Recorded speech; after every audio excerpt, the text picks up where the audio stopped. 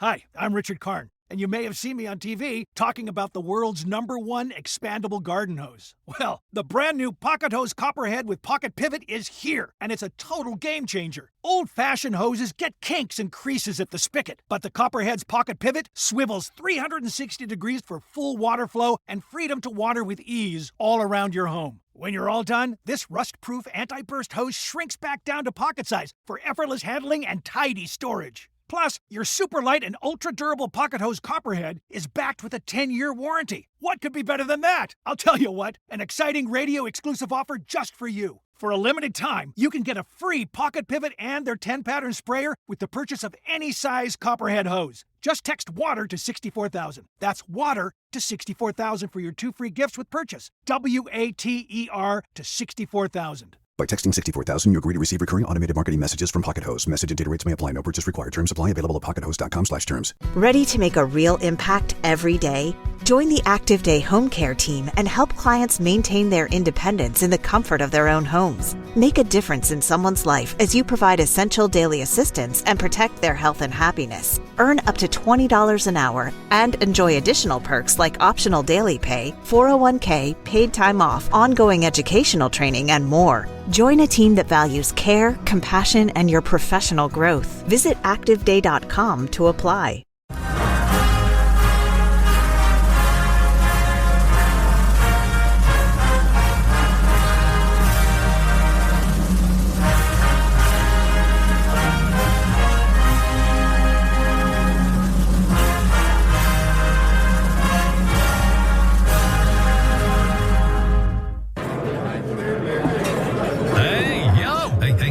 Calm down. The show is about to start. Reese on the radio. Turn it up. Turn it up low. Turn it up loud. It's like a dream come true. Turn on your radio. Reese is all over. Yo, let's get it. Due to the nature of this program, discretion does not exist. It's Reese on the radio. Right now on WTIC News Talk 1080. Hey, what's going on, all of you scallywags and nutmeggers out there? It's Reese on the radio on WTIC News Talk 1080. And I'm having some difficulty on the stream, but that's okay. It's no big deal. We figure it out when we figure it out. I got plenty of news and plenty of views for you to get into today. Don't forget, you can join us by going to ReeseOnRadio.com and calling us up at 1-860-522-WTIC, 860-522-9842. I don't know if you've been paying attention, but I have. And I feel like everybody is going to be all over the place in the next couple of days, especially this weekend, with this No Kings rally that's going on all over the country. Bought and paid for, I might add. Bought and paid for. We have evidence. Circumstantial, but evidence nonetheless. We'll talk about all of that. I've got a question of the day today. I haven't done that in a little bit, but I've got a question of the day today. And I hadn't thought about it in a while because it's not been prominent in presidential politics, but we'll ask today. I have to rehash something that happened last year in November. I got an interview with a man that I didn't think I'd get an interview with. But his folks were gracious enough to talk him into doing it, and he did. You might remember it. It's a conversation with New Haven Mayor Justin Elicker. And if you woke up this morning, you heard the news that ICE has been to New Haven. And there are rallies and protests for the arrest or the detaining of a mother who apparently is here illegally. She was taken into custody even though one of her children is 13 years old. And, of course, the media is responding to it by writing articles and driving their news vans down to New Haven. What's the story? What's the story? What's the story? We'll get into that. I'll talk about all of that. But my opening monologue is about risks.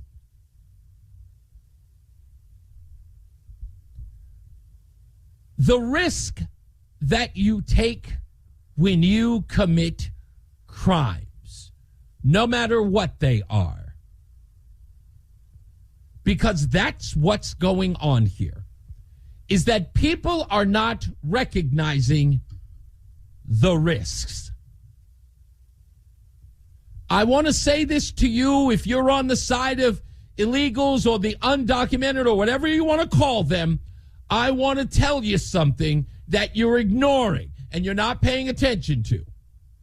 And that is the risk. But that's typical. People on the left usually don't think that there should be consequences for the risks that you take. You see it all around in the things that they stand up for. They do not believe there should be any risk for unfettered access to, let's say, sex for young people who end up getting pregnant. They don't think that there should be any risk attached to that. They should just be allowed to abort a child. She should not be burdened with the child. They don't believe in risk when it comes to going to school and getting an education and being able to get a good job. They don't believe that there should be any risk involved. We talked to Eric Goodman of the, Revolutionary Communist Party of America. He did not believe there should be any risk for any of us, that we should all have our needs taken care of. No one should be made to take risks.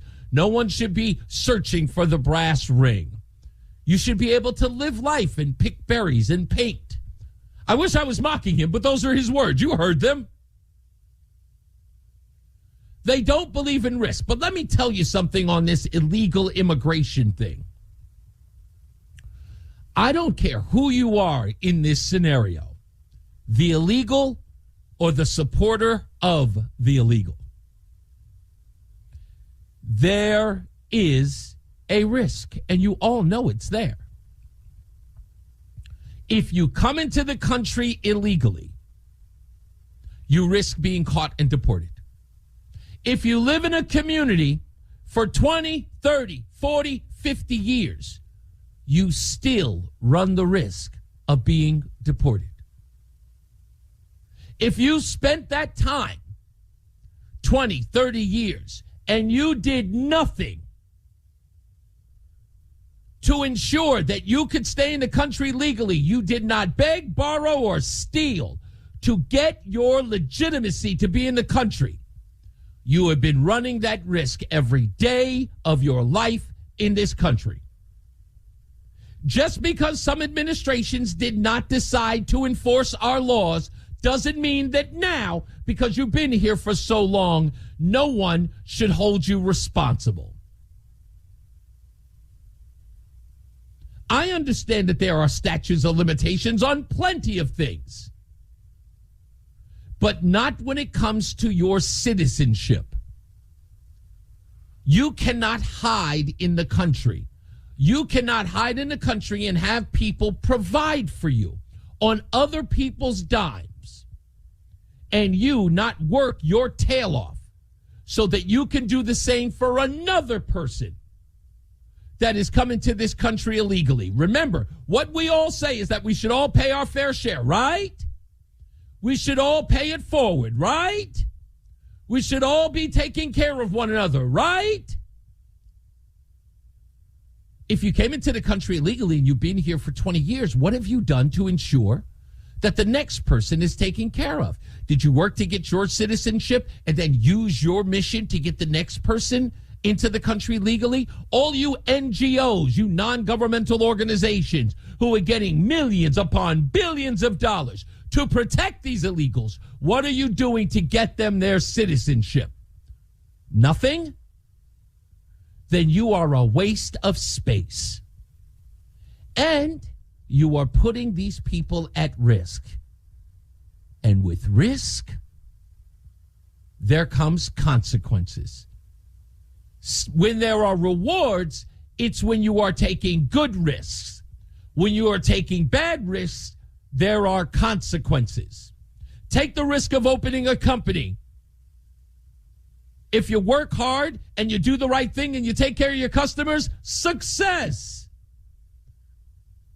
If you rob a bank, steal from a store, commit any crime, sure, you can get away with it. Some people have committed, quote, the perfect crime, end quote.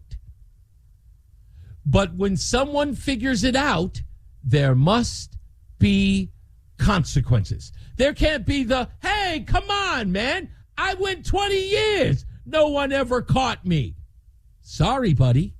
You still committed the act, right? What makes these folks any different? Well, because they have children? Oh, because they've got a baby on the way?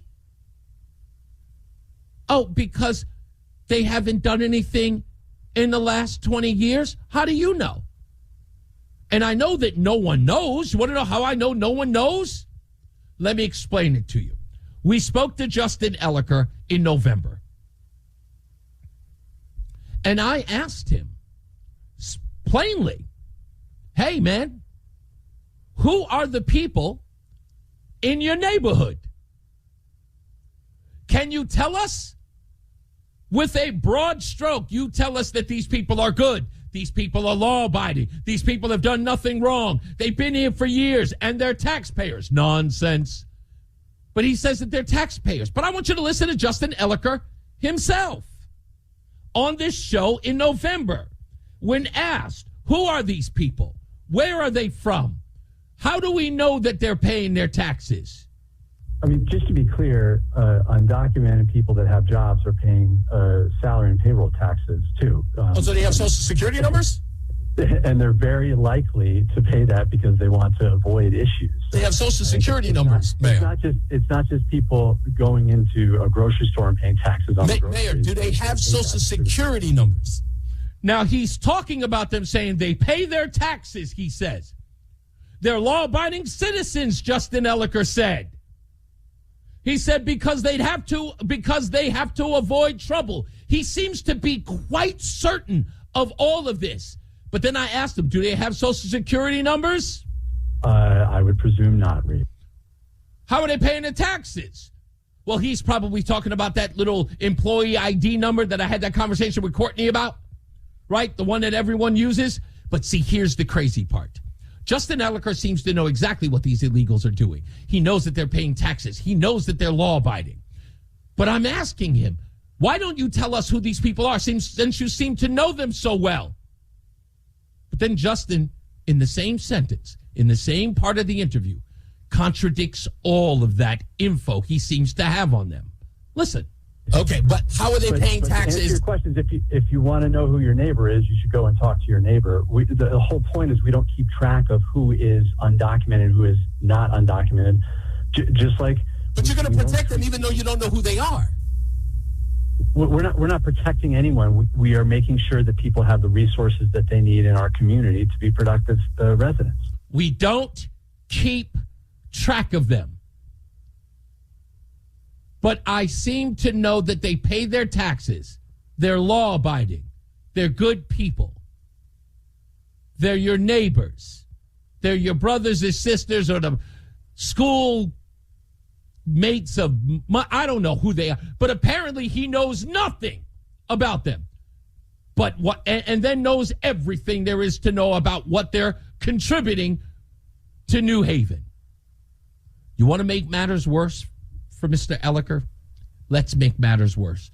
Does anybody remember back in May, I had a conversation with the president of the Hartford Police Union, James Ratowski, on the show.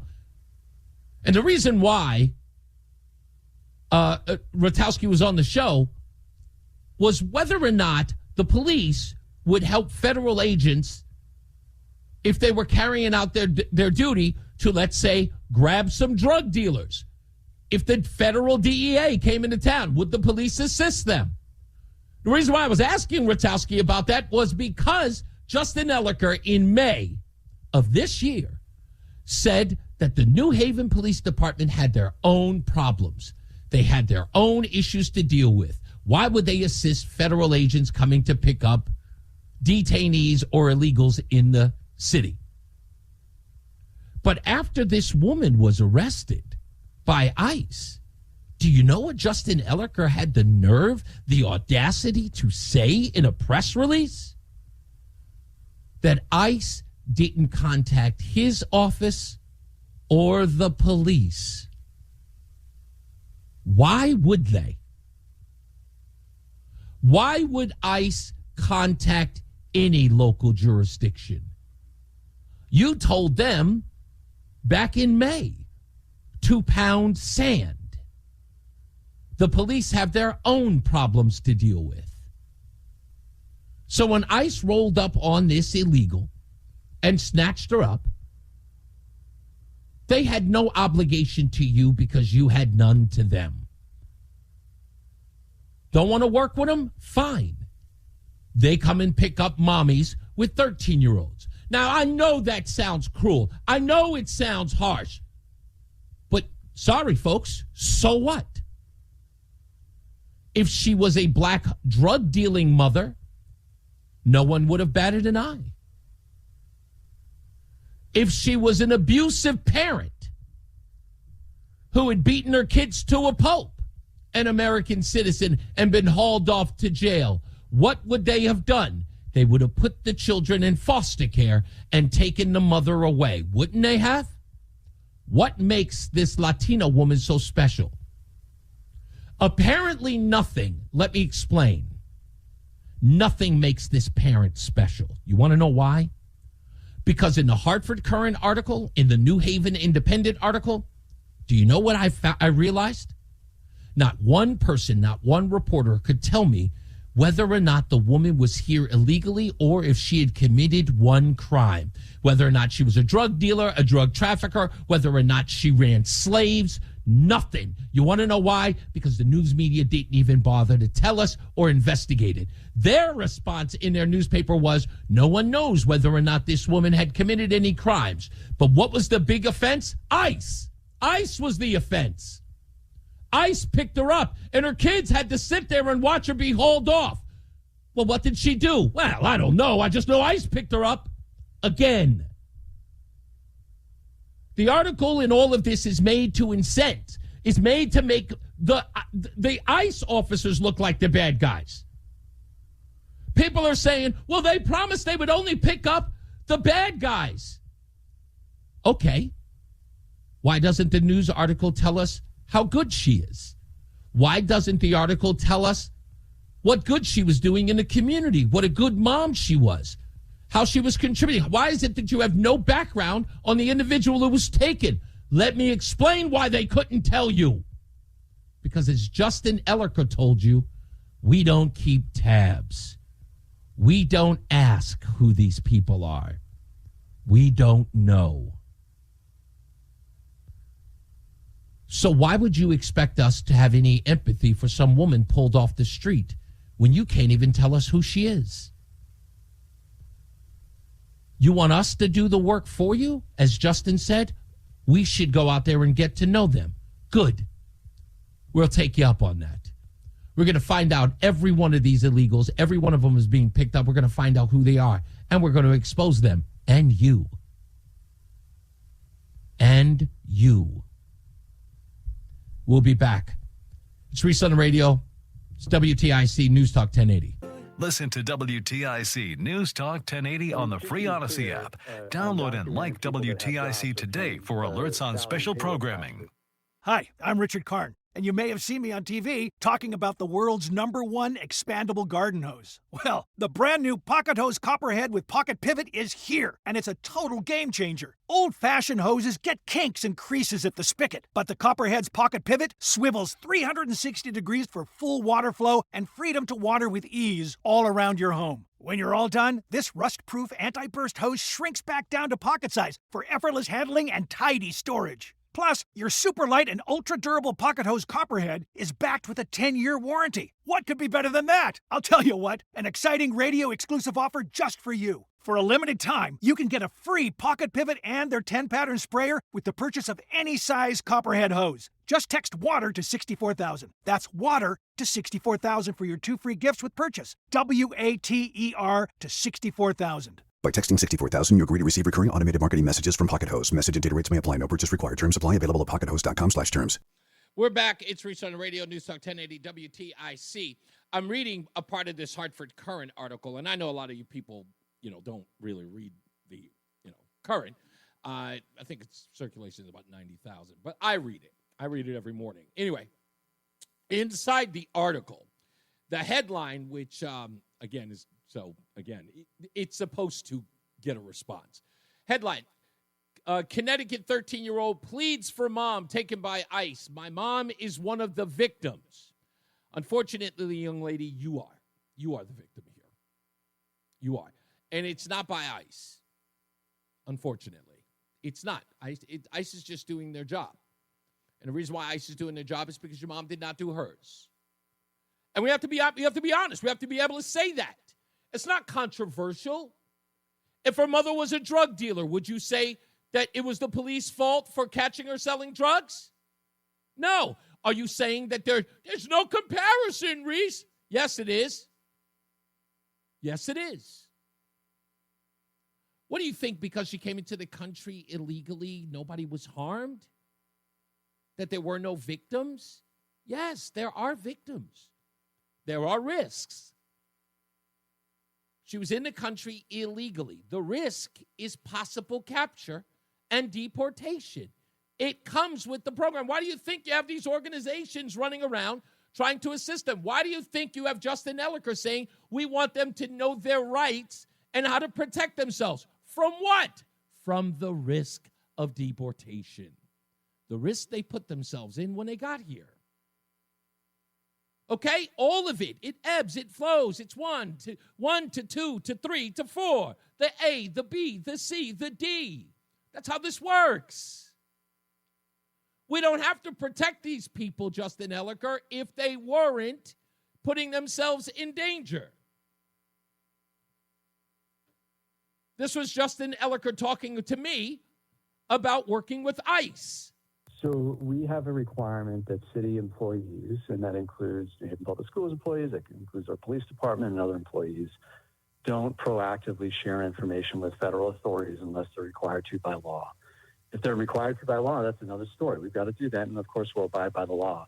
We think it's important that people understand their rights, and the undocumented community in Connecticut and New Haven understands their rights.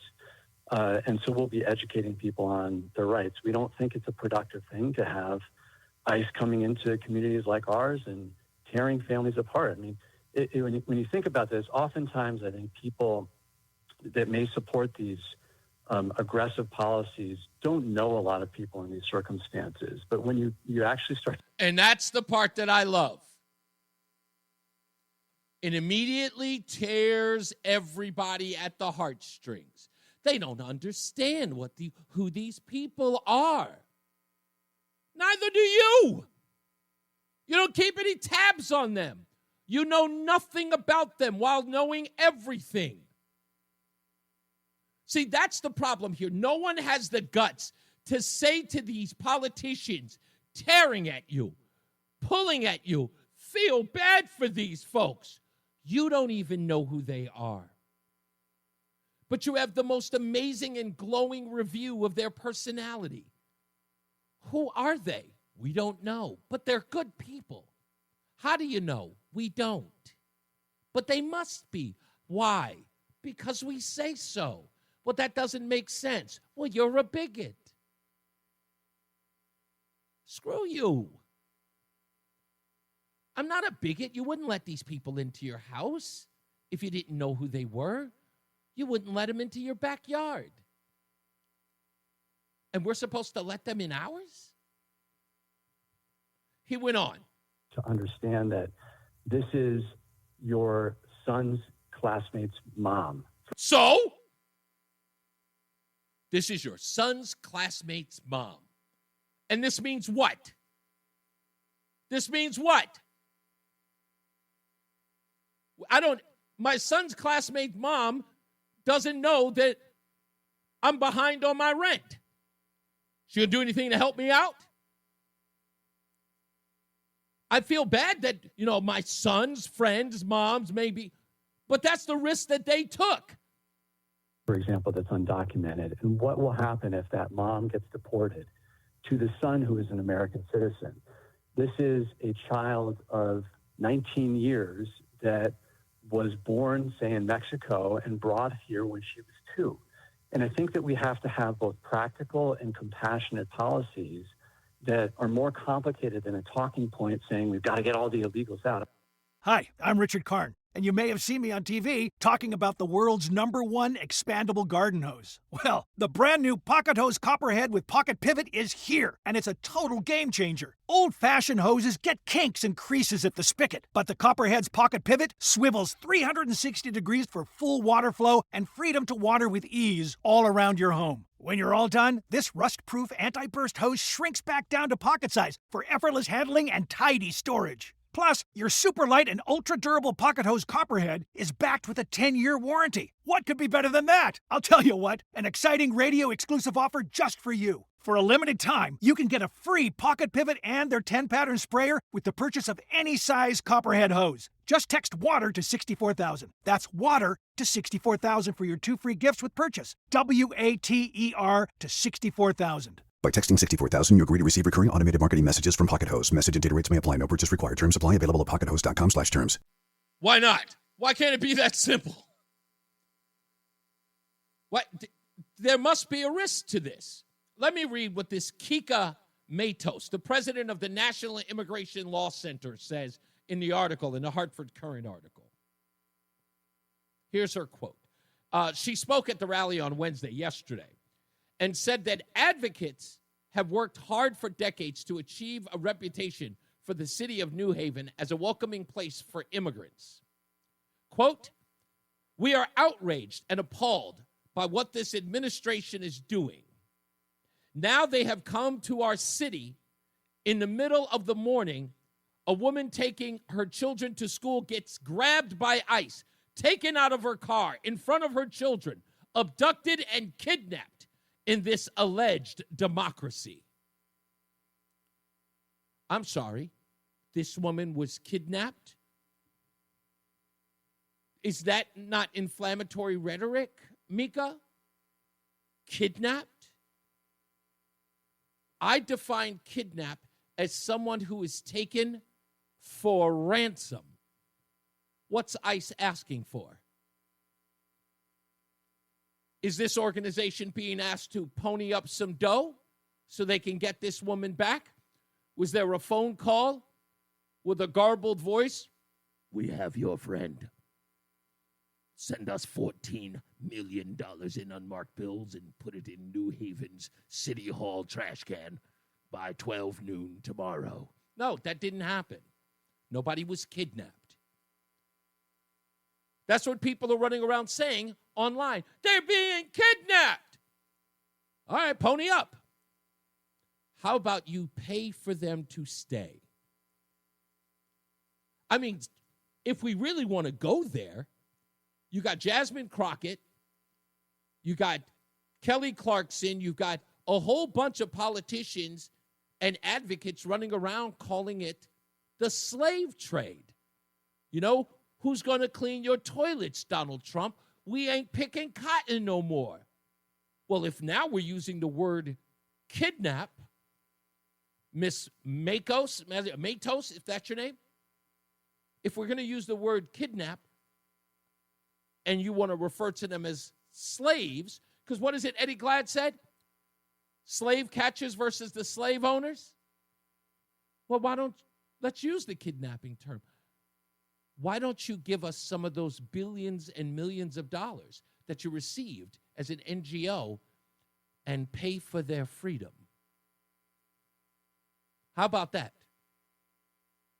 How about you pay for their freedom? Pony it up. If you really care about these people, give us that ransom. We'll let them go tomorrow. Say, hey, federal government, Remember those hundreds of millions of dollars that you gave us during the Biden administration? We'd like to buy our detainees back. Get the Meriden kid, too, and his dad. Yeah, pony up. It's kidnapping, right? That's the definition of kidnapping. Let's get that fun. Hey, you know what? Better yet, let's get a GoFundMe campaign. Let's buy their freedom.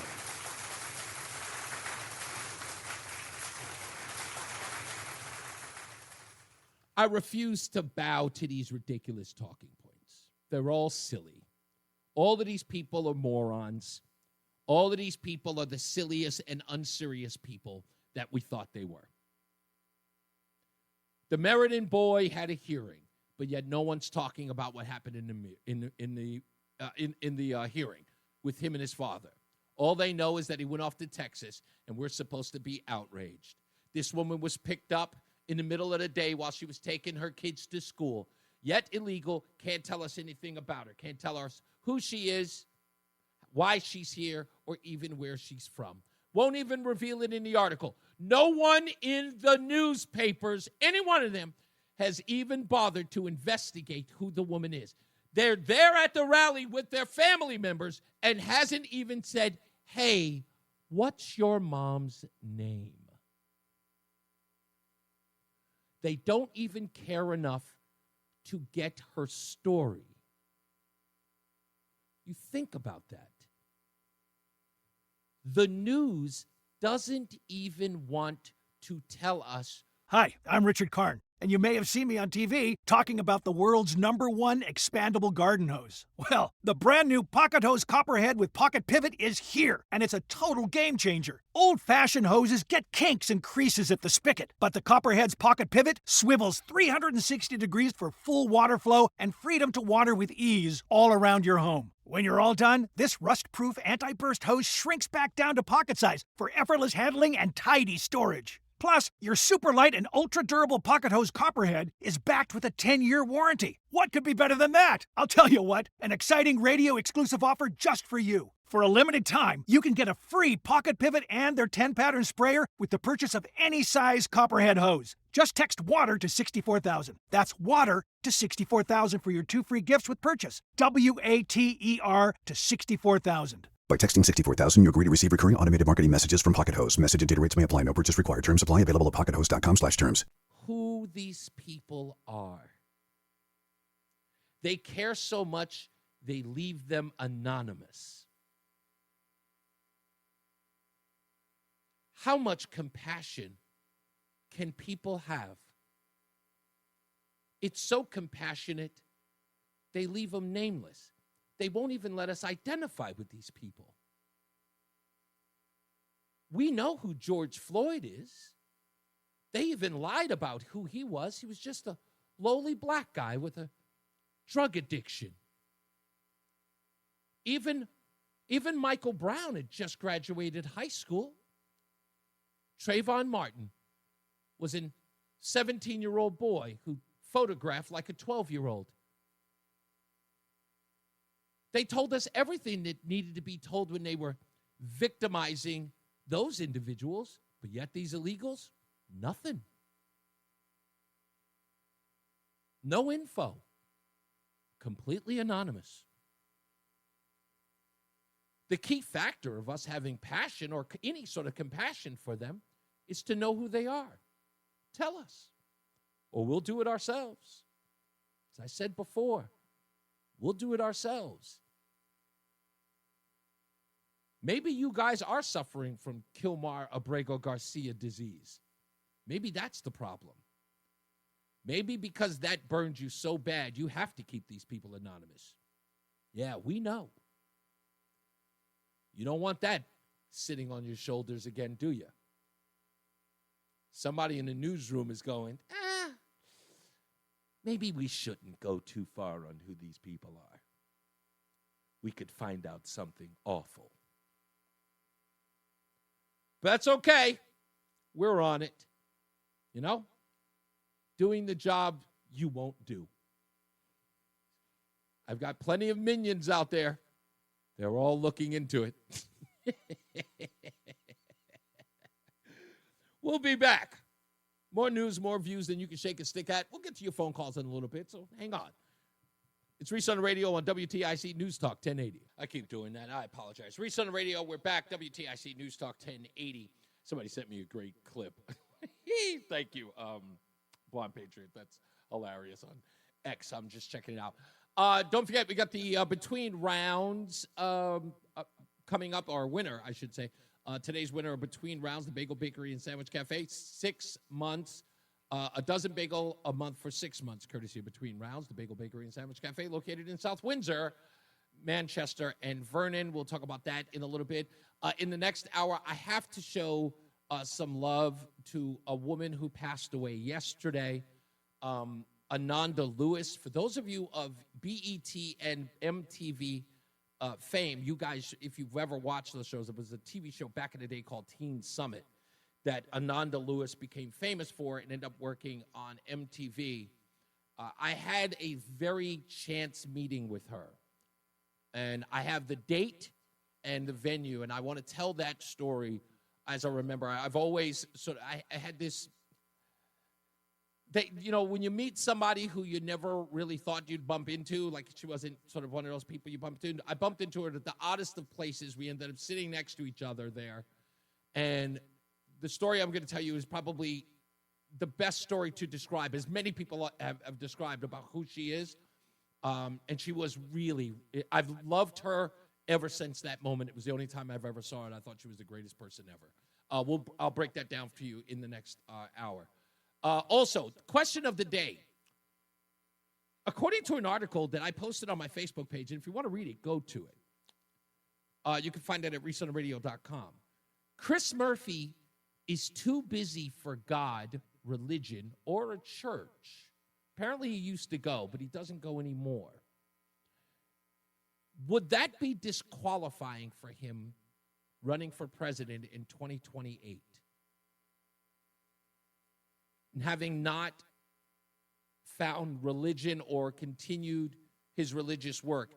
In an interview he did a couple of months ago, I actually played part of it here with the New York Times.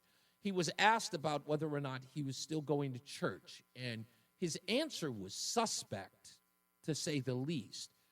He said that he was too busy being a politician and in the weekends traveling to sports events with his children. And these things keep him or are hindering him.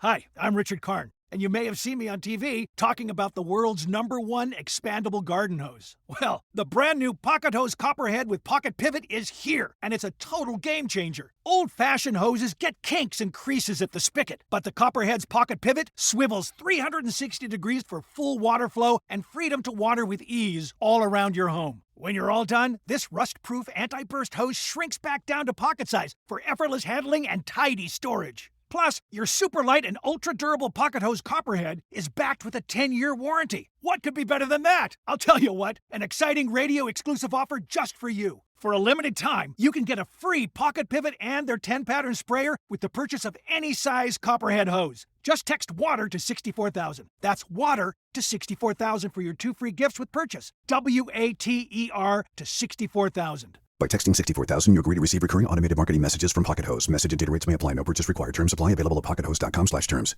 From finding a church to go to or to practice his religion. And the question has been brought up that is that disqualifying as a candidate for president in 2028?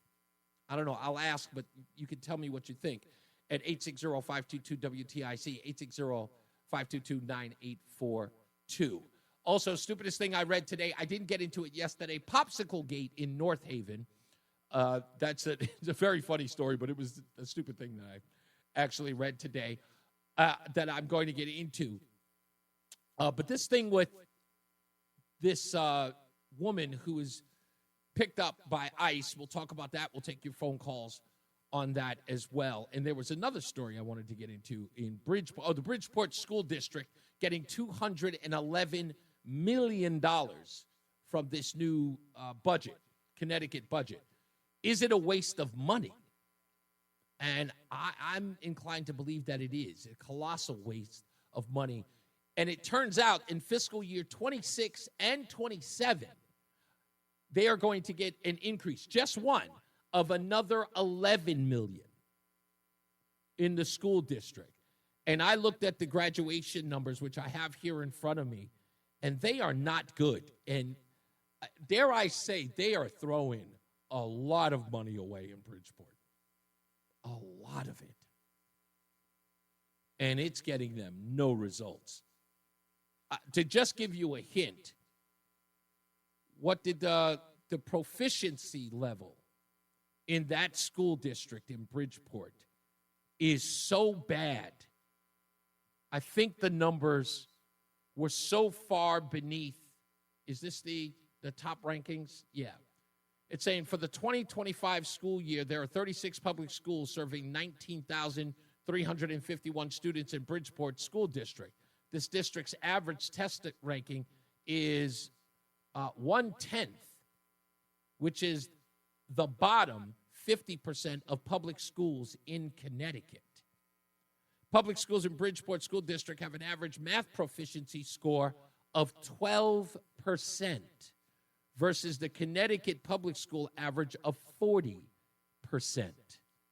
The reading proficiency score is 23% versus the 51% statewide average. And they are putting more money in the school budget than any other town in Connecticut. Some $200 million. $200 million. Plus, there was something interesting that Matt Caron said to me about Bridgeport that is quite funny. You might remember Matt Caron from Fox 61. He's no longer with them. He's got his own venture. He's going to be on the show, I know, in the next couple of weeks, if not next week. But he said something interesting as he was covering the story of Wanda Pataki in Bridgeport, Connecticut. And the way he put it was, Connecticut doesn't consider Bridgeport a part of Connecticut. They consider it New York. That's weird. It's just weird. But yet it's going to get $200 million of Bridgeport, of Connecticut's tax dollars. I don't know. Okay. Whatever you say, buddy. Whatever you guys say. We got all of that. Headlines coming up. My story about Ananda Lewis and what's going on in and around the country, stories you may have missed when we come back, and then we'll get to your phone calls. All right, so stick around. We got news with John Silva coming up and more Reese on the radio on WTIC News Talk 1080. It's our birthday. WTIC has been on the air for 100 years, and we don't look a day over 98. You can say that again. Anyway, it's Reese on the radio, WTIC News Talk 1080. Yeah, let's get into a little bit of some news.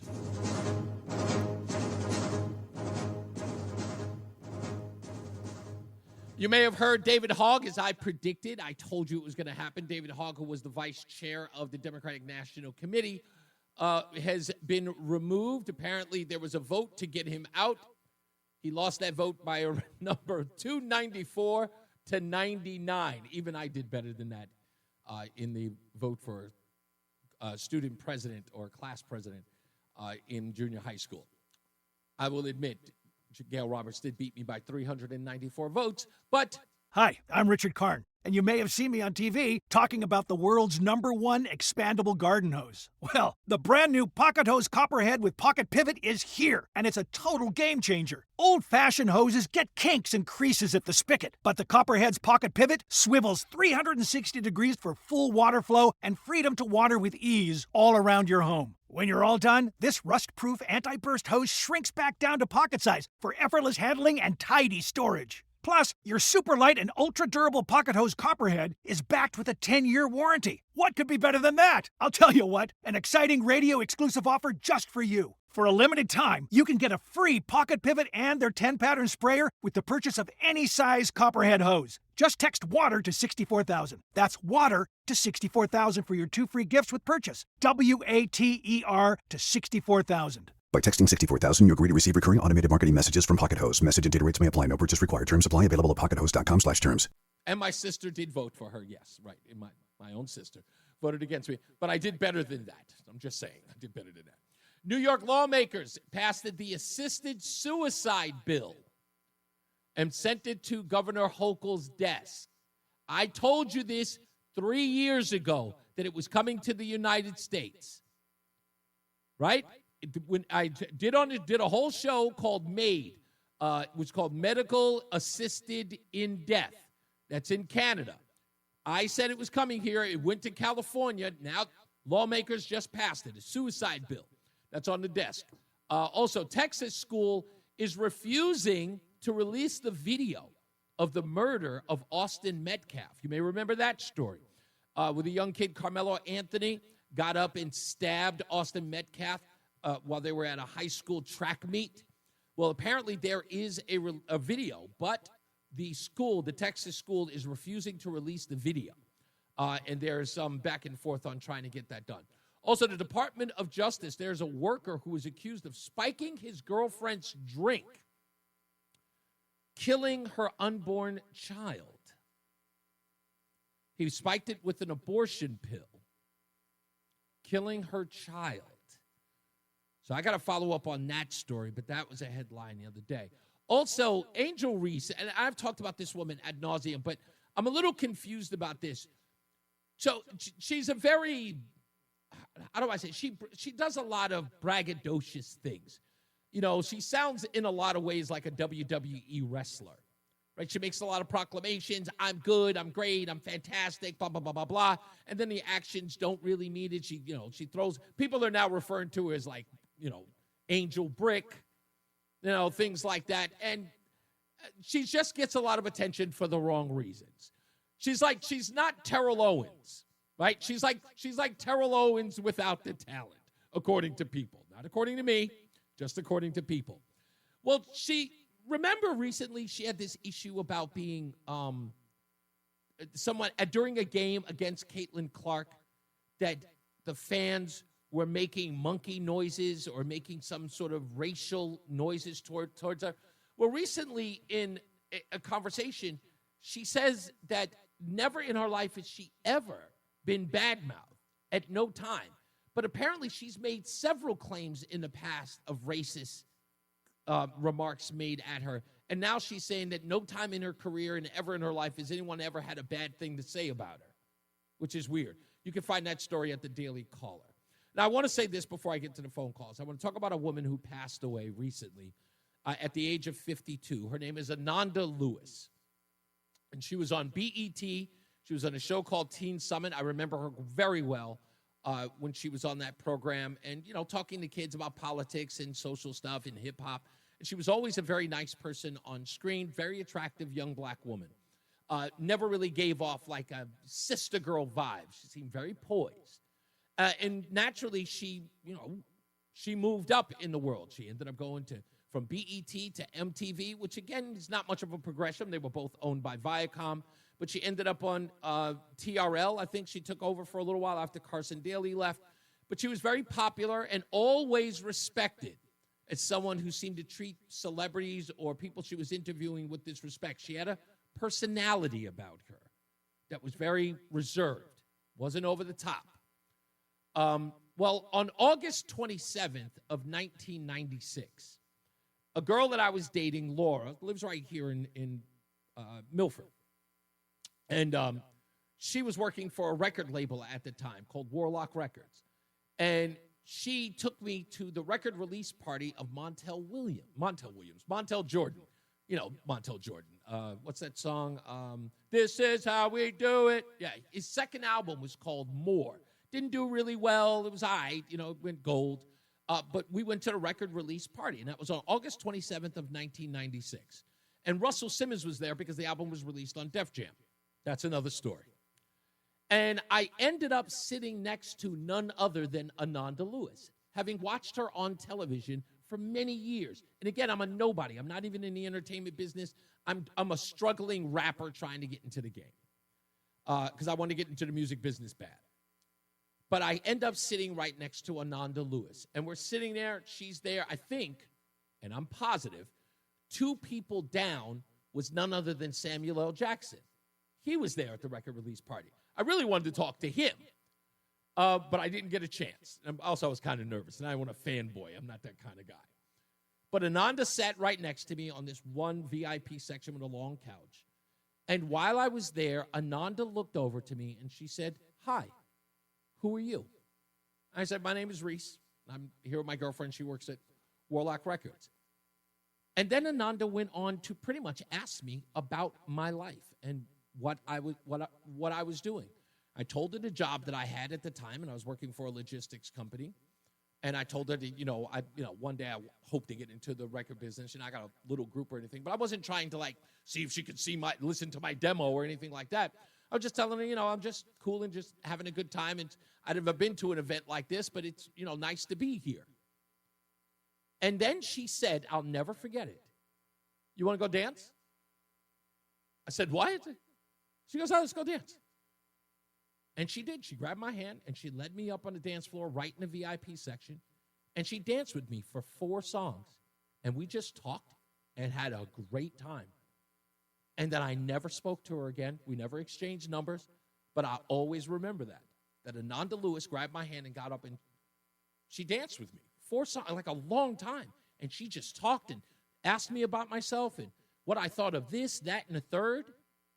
At the end of the day, the girl I was dating, Laura, says, "So now you in love with Ananda Lewis?" I don't know what I feel about that. I was like, no, we just talked.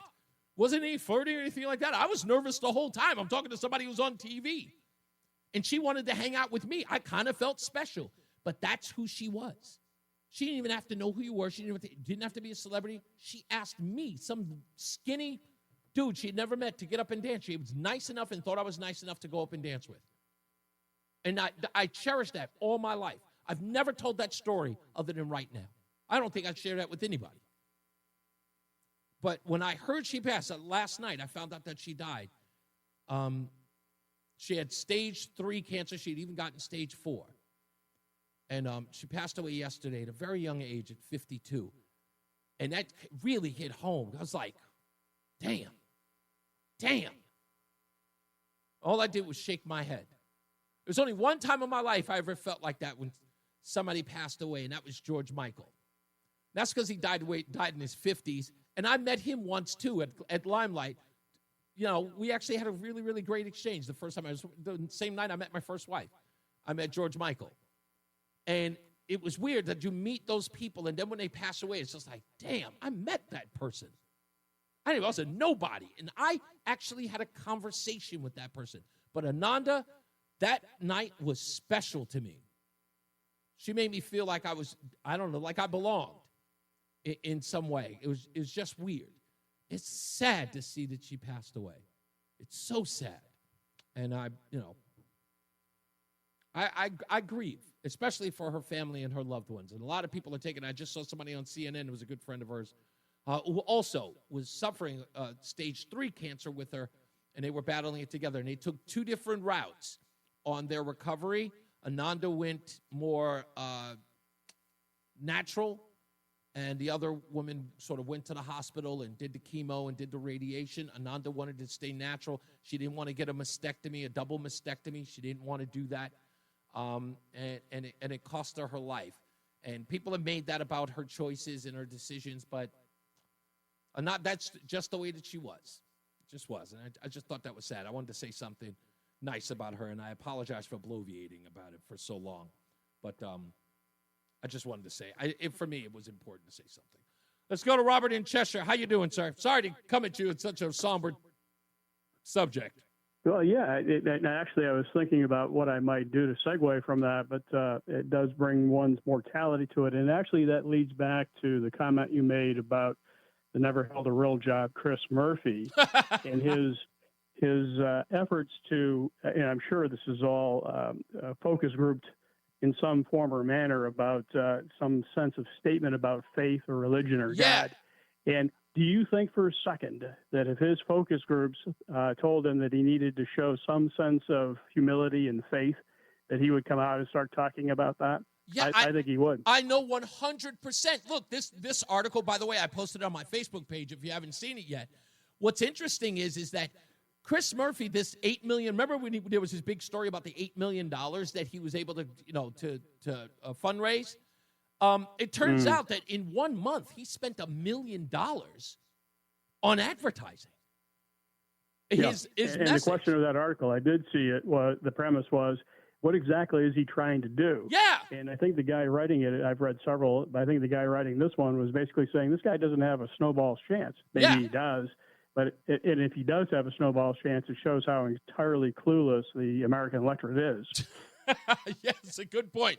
But that, the money that he's spending, I hear that he's also spending, that was the other part that I found was crazy, was that he's spending money at Meta, right? And that's Facebook.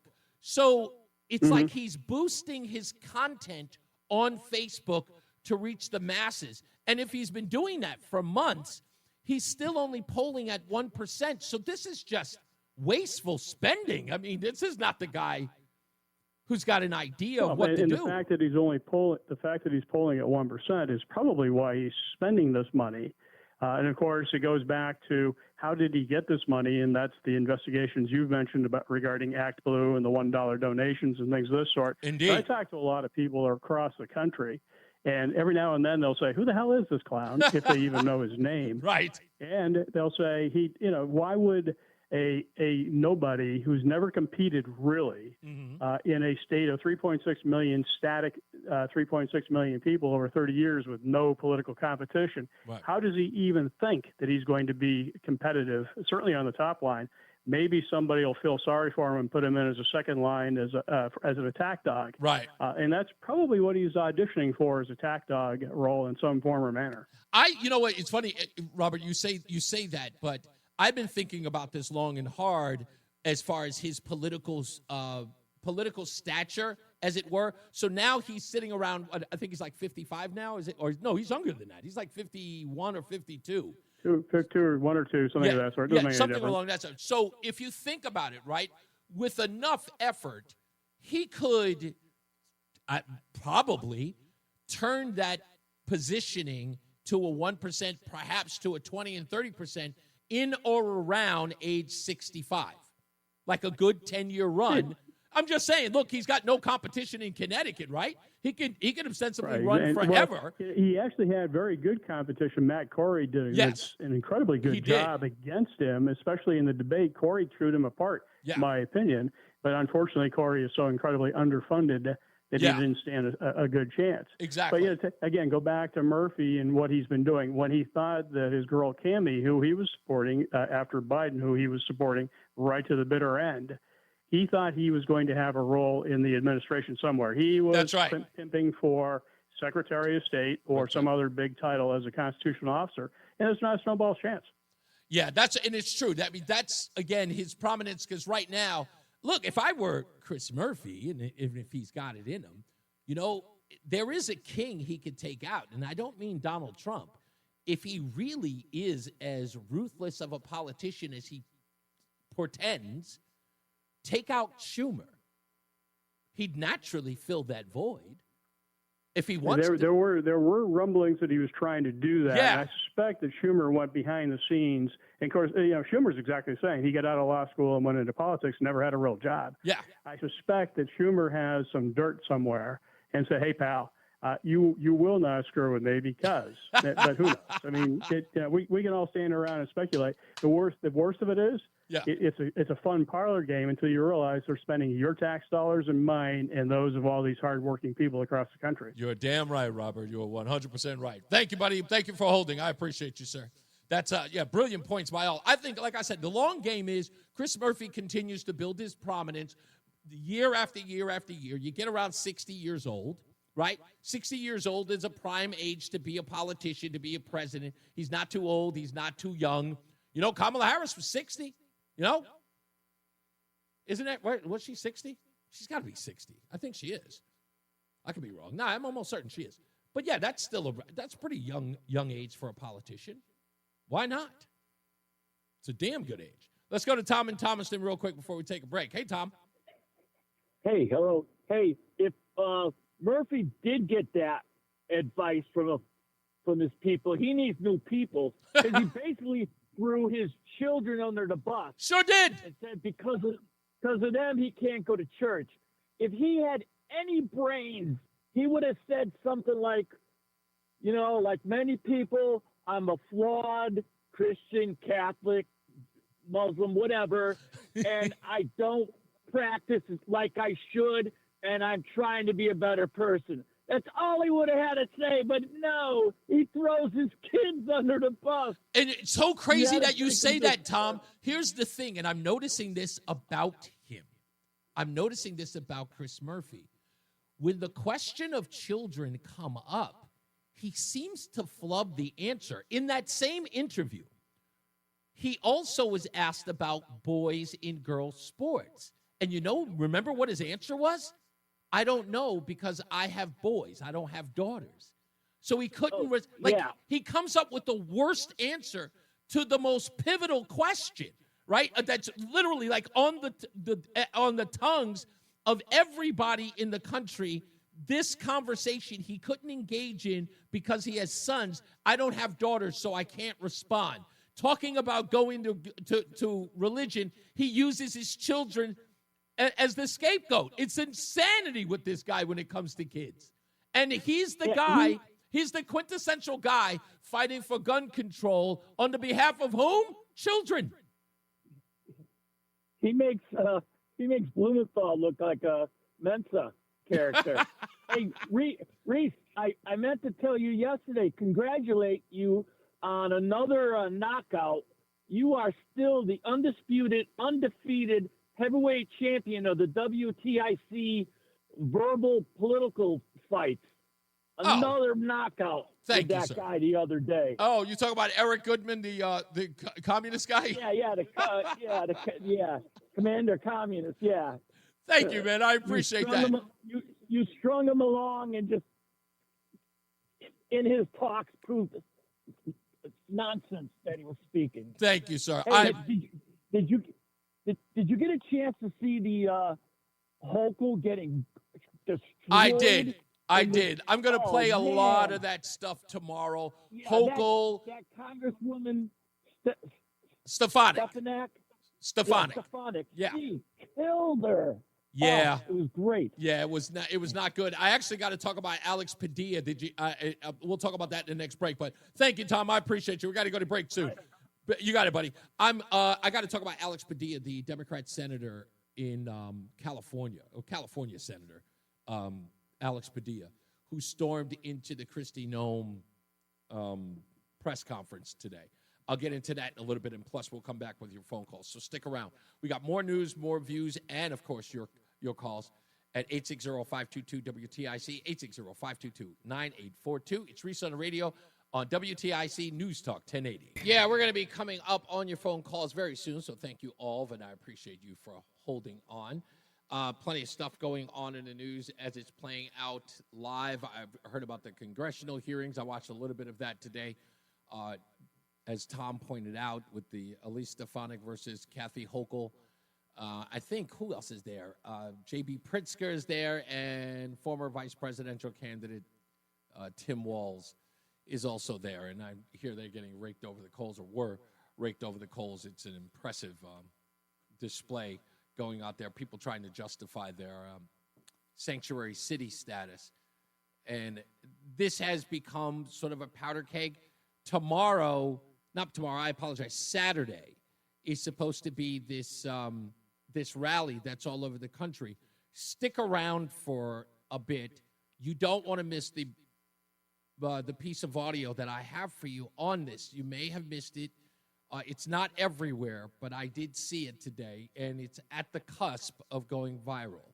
You don't want to miss it. It's pretty insane, and it's pretty damning as well. Should we go to the phones? I guess we can go to the phones now, right? Yeah, why not? Let's go to my good friend who's in Woodbridge, a town I used to live in Virginia. It's Frank. Hello. What's going on, sir? Good. Reese, yesterday you had a guest on. The communist. Right. He said something that stunned me that I still can't get out of my mind. What is that?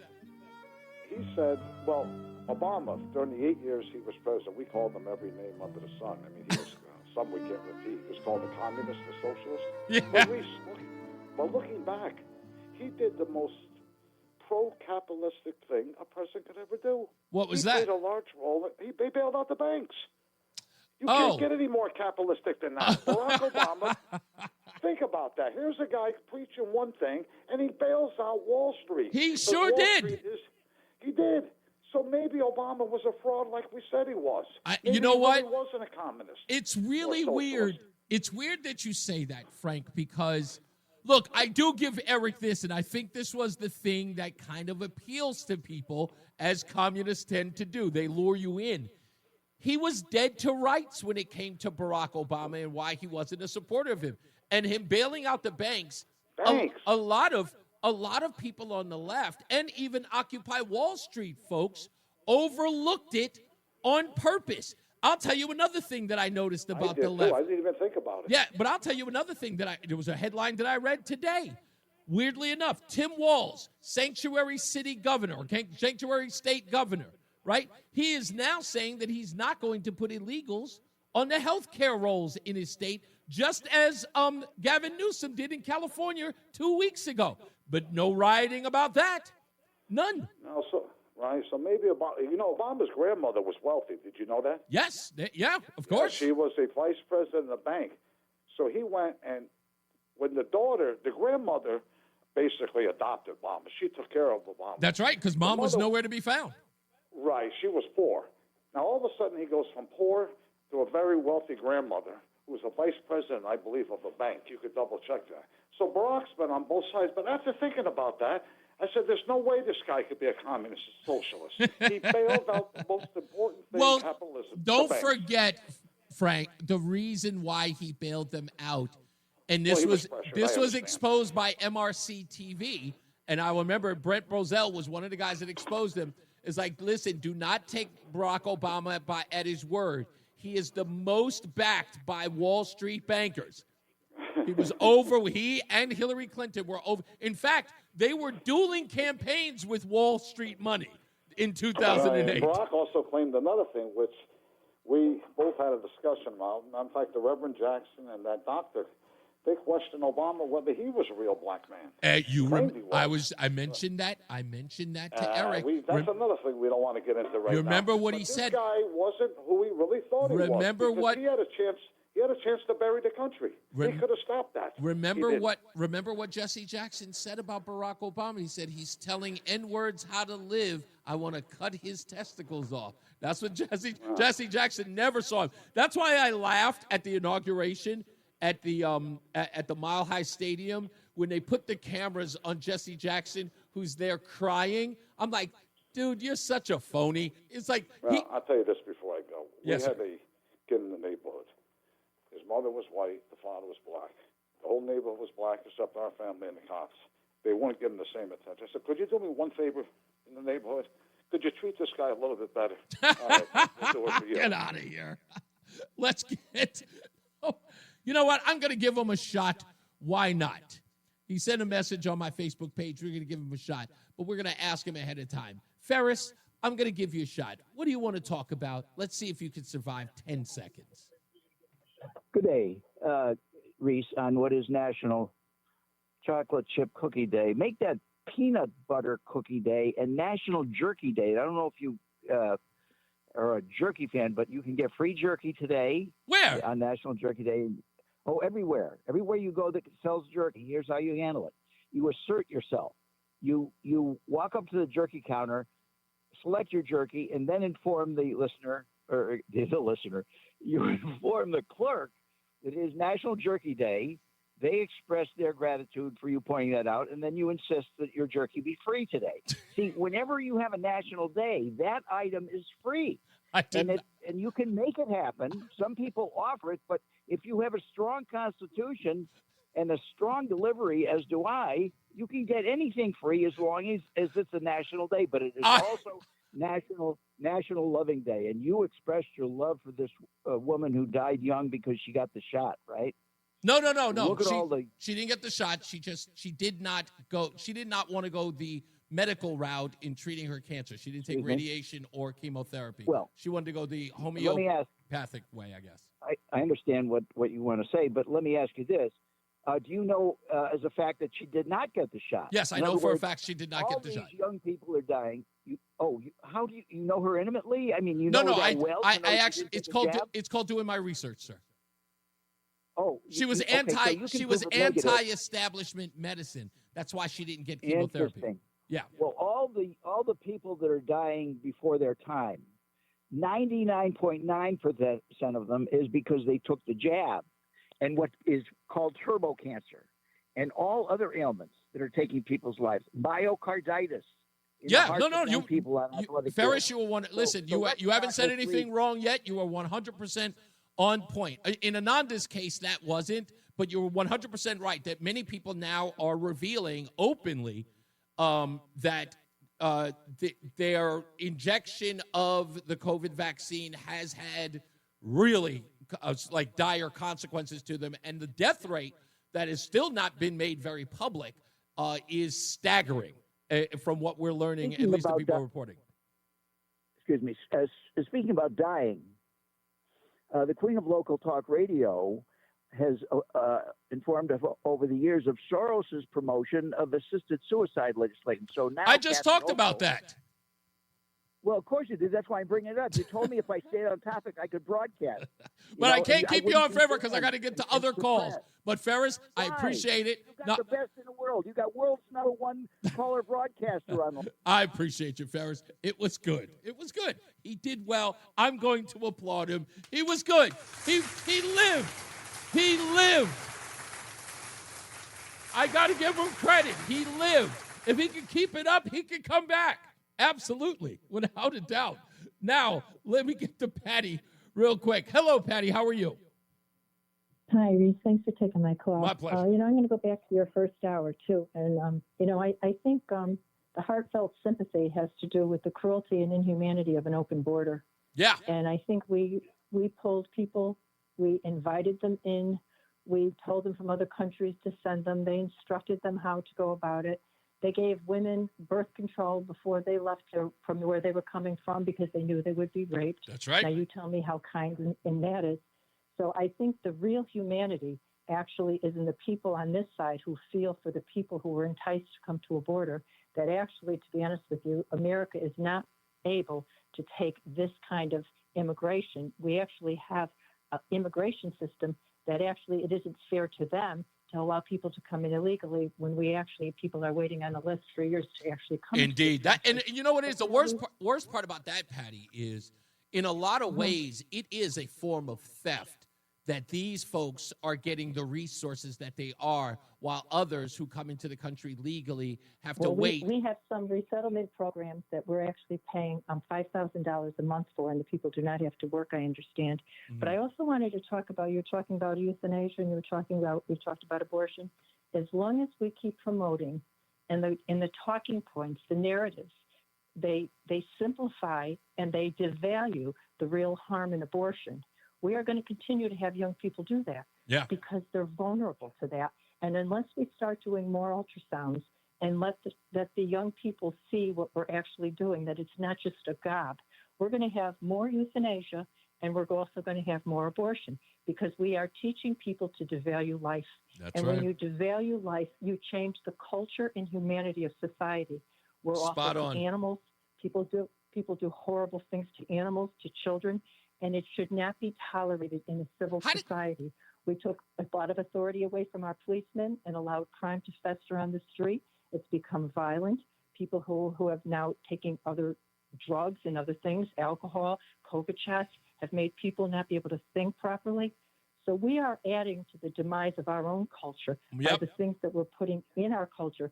And it isn't the people doing it. It's what's being the narratives that are feeding into this. And the other gentleman talked about, even though the people who have died, well, the numbers are staggering. Yeah, and they more are. And more is coming about by every day. But you know what, Reese? There are people, because I follow them, that are working every single day to try to find therapies to actually help humanity and actually have been the Oscar Schindlers of our time, bringing people in illegally and actually breaking up the family by doing that, having people get abortions. That is not teaching kindness. That is not sensitivity. And the lady who made you feel very special, you have now made her feel very special to a community that listens to you, because kindness and thoughtfulness will actually really appeal to a lot of people. And kindness and thoughtfulness generally cost us nothing. That's right. So you know what? We should encourage more of that and less of the cruelty to the unborn, to the people on euthanasia. That is going to be absolutely horrific. And I would never, ever, ever, ever, ever give a COVID shot to someone or ever participate in euthanasia. Patty, I would have to resign from my job. Thank Not you. my job. Thank you God. so much. Thank you so much, Patty. I got to take a break now, but I know I wanted to get in, and thank you for saying that about Ananda as well. I appreciate you for saying that. All right, let's take a minute away, get some more bills paid. We'll be back. More news, more views, your phone calls. I promise I am getting to them, and I got plenty of stuff to talk about. This protest that's going to be happening on Saturday. You don't want to miss it, so stick around. I'm going to play that next. What's really going on behind the scenes, what they're paying for, and what they're paying for these protesters to do. All right, when we return, it's Reese on the radio on WTIC NewsTalk 1080. It's Reese on the radio. Ask your doctor if common sense is right for you. On NewsTalk 1080, WTIC. And some of the things that I've been hearing lately, if you've been watching the news, is I have to, because it's my job. You listen to these people talk about what's going on in these LA riots, and these riots as they were, and they're trying to downplay them. And it's actually, it's bold, it's brazen, the way that they talk about none of this is happening. This was on CNN. I literally left Los Angeles Sunday night. What is happening in Los Angeles and the way it is being depicted is not accurate. We're talking about a square mile out of a 500 square mile city.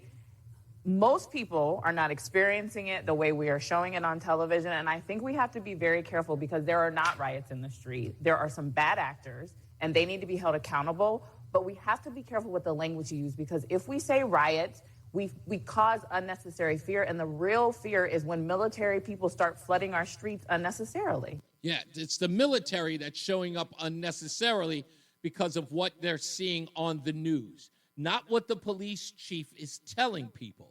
They have weapons of all kinds. We arrested a number of people last night for curfew violations. I think 14, and 3 out of the 14 were armed with weapons, handguns.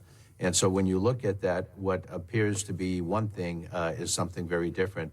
We've seen in those backpacks that they'll have hammers, they'll break up curbstones and concrete bollards, break up into smaller pieces, which will... Yeah, so it's nothing. And Brian Stelter, saying if you may be seeing them online, it may be 2 or 3 days old. And I've noticed, Brianna, we all live on our phones these days. We're all scrolling through social media. You've got to be careful at a delicate moment like this to look at the timestamps, look at the dates, look at when things are actually posted, and if they're really from the situation they're purporting to be.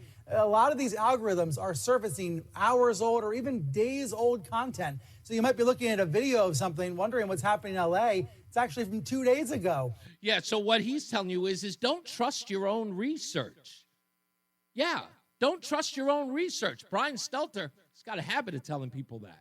That phrase, do your own research, it's popping up a lot in conversations about coronavirus and about COVID vaccines.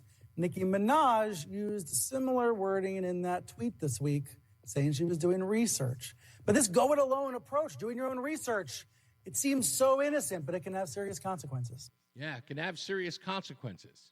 Don't do your own research. Nah. I just got offered $200 a day to go protest ICE in New York. The organization was called No Kings. They said June 14th we're going to be protesting, and these are the streets that you need to be on, and this is what you need to do.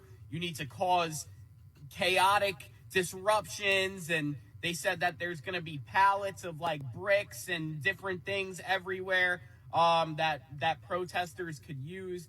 They really want to wreak havoc. It's kind of ridiculous. Me as an American, although I need the money, I'm like, this is very, very unpatriotic. If I was to go take this money and go protest, it's not very American. It's not what I stand for. It's obviously not even, worth the time. But, $200 a day is what they're paying people to go protest.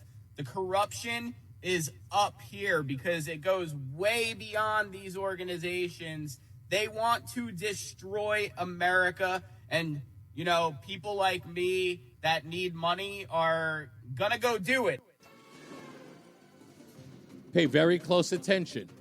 Those protests are coming here this Saturday. It's Reese on the radio.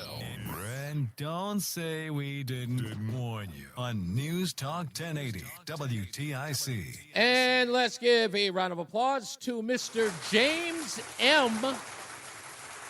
out of South Windsor. Congratulations, sir. You are the winner of our Between Rounds sweepstakes. You get a dozen bagels a month for 6 months, courtesy of Between Rounds, the Bagel Bakery and Sandwich Cafe, located in South Windsor, Manchester, and Vernon. Also, you can find Between Rounds bagels at the Big Y. You can purchase them there as well. So if you'd like to win, if you'd like a chance to win, and you live in the Connecticut area and haven't won in the last 6 months, go to ReeseOnTheRadio.com. That's REESE on the radio.com, so you can enter to win a dozen bagels a month for 6 months. And we're going to do it here in perpetuity because I love the folks over at Between Rounds. And they've got smoothies now. They got smoothies, baby. They got smoothies.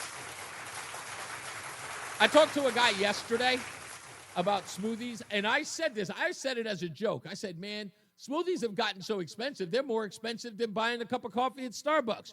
Turns out, I was right. I was right. Do you buy smoothies out at all, Roland? Like, are you an outdoor, like, buy at a store smoothie guy, or do you make them at home because you make everything and you're a chef? Is that what? Of course, I go to the best smoothie place in the world. Which one is that one? Smoothie King.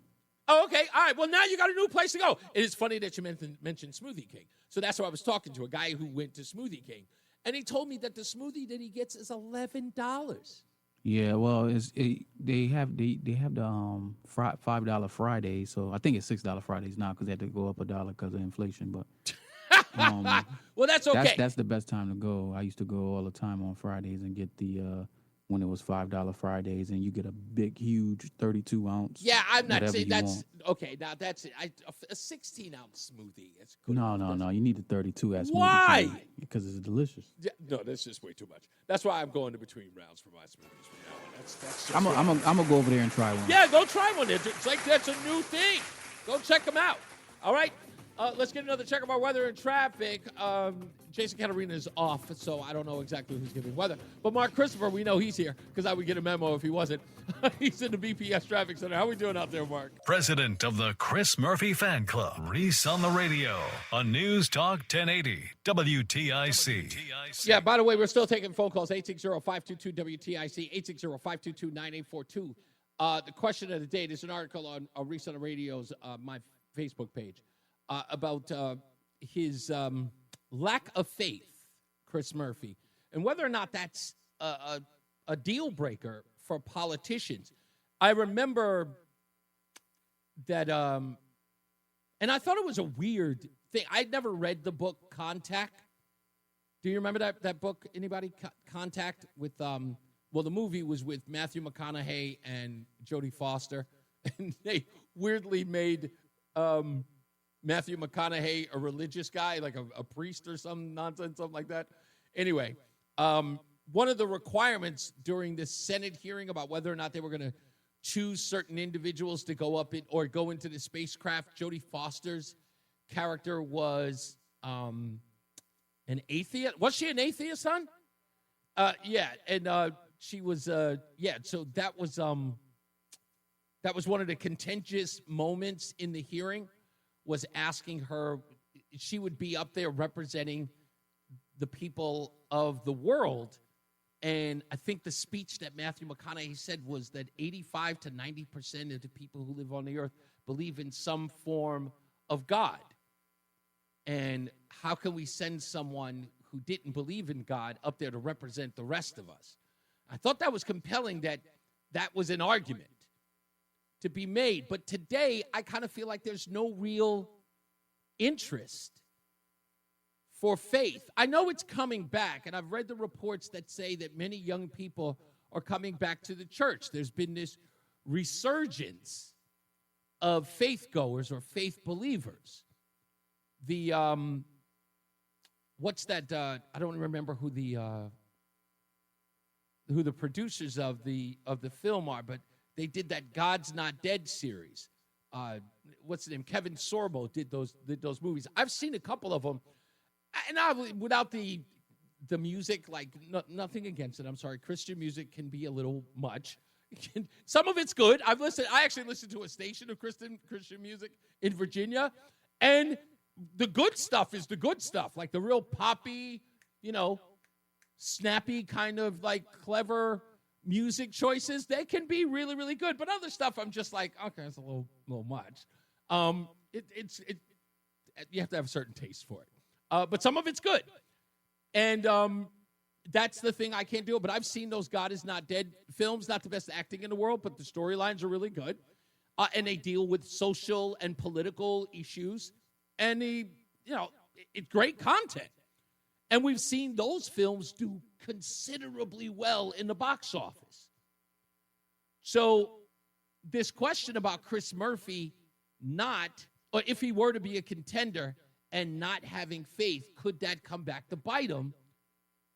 Or do people care? Because I don't think it worked very well against Joe Biden, a guy who they claim was a Catholic who promoted abortion. It didn't seem to harm him. Nancy Pelosi, very prominent figure in the Democrat Party, Catholic, also promotes abortion. So people have sort of, taken religion with a grain of salt. That's all I'm saying. All right? I know plenty of phone calls to get into, so let me get to them. 860-522-WTIC. Let's go to Jim in Wellington. Hello, Jim. Yes, sir. Listen, Chris Murphy, I believe I've mentioned this before. He's a third-tier politician inside his own party. Third tier. He is cannon fodder for whoever the Democrats end up putting up to run for the president, in the primaries, and whoever comes out ahead. Murphy's the guy that's going to swallow. He's going to do all the crazy stuff. He's one of about 15 or 20 that we know of. Right. That's what it is. He's going nowhere. And as far as this idea about religion or whatever, yeah, he doesn't have the time for religion. He doesn't have the time for a lot of things, because what he does spend his time on is obvious to everybody out there. And I won't even mention it because everybody's got their own opinion about it. The second thing is you mentioned something about Obama in the last hour. Yes. Obama bailed out Wall Street and he abandoned Main Street. And we don't have to go into the reasons why. I believe you touched on a few of them already. Yeah. And then the last thing, if I can throw it out, Trump administration at some point, while he's dealing with ICE and whatever, and the policies going forward and trying to get rid of illegal criminals, etc. At some point, he's got to start hammering the left and the right to some degree, but he's got to start hammering the left. And what have you done? Why don't you change the law?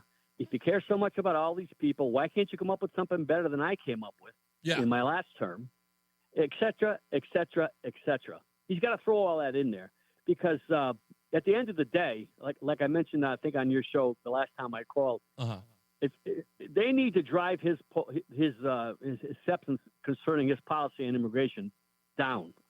And right. If they can, they're going to continue this. This is going to be the summer of whatever it's going to be. Do you really I'm really under the impression that because there's kind of like social media has kind of taken a turn to almost leveling the playing field, right? And that's really dominating like our body politics right now is social media.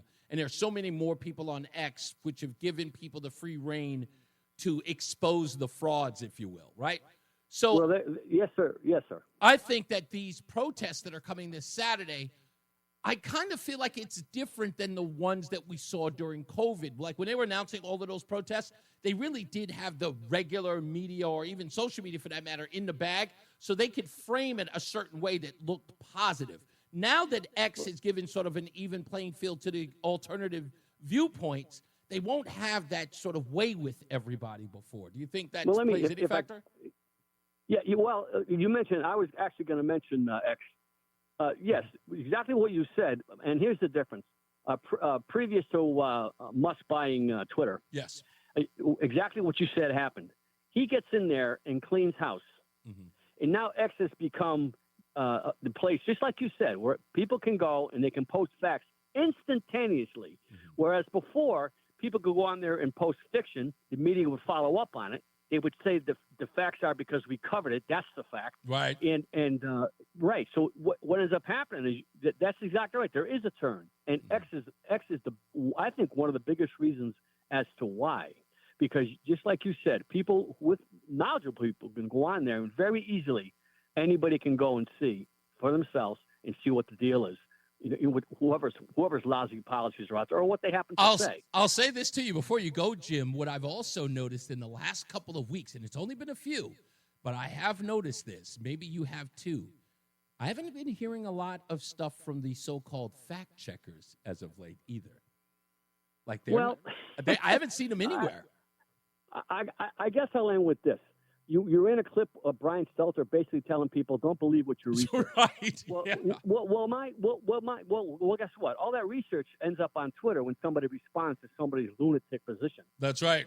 Right. And I would tell Brian Stelter and MSNBC and anybody else out there that fits the bill that if you had done independent journalistic research, you wouldn't be in the shape you're in right now, and people wouldn't be flocking to Twitter, right, now called X, to repudiate exactly what the mainstream medium and a lot of our politicians continue to try to shove down our throat. Yeah. And you're right. I believe it has turned. Yeah, it has turned, and I'm going to give Trump all the credit. Indeed, man. I think he deserves it. Thank you, Jim. Much appreciated, sir. Let's go to Dave in Ellington. Hello, Dave. All right, let me tell you something right now. These guys are all crazy. They're all 82 years old, and they're still in government. Why? Because no one was. You know what? This is crazy. But I'll go back to one. This is the thing that I found. No, Reese, really, think about it. I know. These guys are 82 years, 85 years old. They're still in government. They don't trust anybody. They don't. I want to retire tomorrow. They don't trust anybody, Dave. They don't trust anyone. They say they want younger. Trust them. No. They say they want younger. They always say they want younger. They always say they want multicultural. It never happened. It never. I know. Never happened. I know. Dude, I'm 62 years old. I've been in this country since I was 5 years old. That's right. I'm an immigrant. Okay, but I'm a legal immigrant. I'm waiting for ICE to come to my door and say, "Hey." Do you happen to live in New Haven by any chance? No. I hear they're out there. Well, they're out there. Hey, guess what? Come to Ellington. I got something for you. Okay? Dave, I got to let you go. I got to go. This knucklehead. It's insane. I don't know why they choose the 80-year-old. I didn't even understand it. After Hillary Clinton won the popular vote, even though Donald Trump beat her in an electoral college, but Hillary Clinton won the popular vote. 6 months after that election, in 2017, they ran a poll on who was the contender for 2020 against Donald Trump's reelection campaign. And the number 1 to 3, I should say, in this order, were who they picked: Joe Biden, Bernie Sanders, and Elizabeth Warren. I mean, Hillary Clinton won the popular vote, and they still put Elizabeth Warren as third. They didn't even put Hillary Clinton back for a rematch, and they picked Joe Biden. And who ended up being the candidate? Joe Biden. So even then, when they thought they had a shot, because remember, she did win the popular vote. That was important to them. Yeah, the name recognition alone, Lori, exactly. But they went with Joe Biden. Joe Biden was the obvious contender, and sure enough was. I'll take Bob in New Britain. Hello, Bob. Oh, Rob. Sorry, I keep saying Bob. It's Rob. Hi, Rob. Hey, Rob. For some odd reason, you're too far away. You sounded like you're like a mile away from the phone. There you go. Try one more time. All right. There you go. That's much better. Yeah. Sorry for your loss. Thank you. I was a trouble kid in school, went to private school because of it, and they brought in Chris Christopherson. Oh, wow. And I had that same kind of moment. And he came to do an anti-drug talk and stuff to us kids. And after it was all done, he was doing a photo op in front of the school. And I came up by the side of him. He didn't see me. His back was turned. And from the movie Convoy, I said to him, Breaker 19 for the rubber duck. He turned around laughing, put his hand on my shoulder, and somebody snapped a picture. And I still have it to this day. Chris Christopherson is one of those guys sir.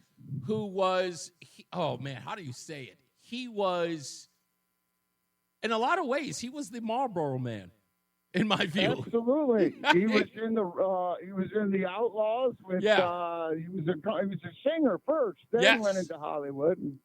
And as far as spiritual, I think I could write a book. My mother was clairvoyant, and when I was in the hospital in 2006 to have a tumor removed, an angel would come to me and tell me that to calm down, I was going to make it. And that's God's honest truth. And the other one for you, Reese, is next time Murphy he goes walking, tell him to keep going. Get out of here. You got it, boss. Thank you. I appreciate you. I want to say this. I got hell in a text message from my good friend, Boston Julie. I just want to give her props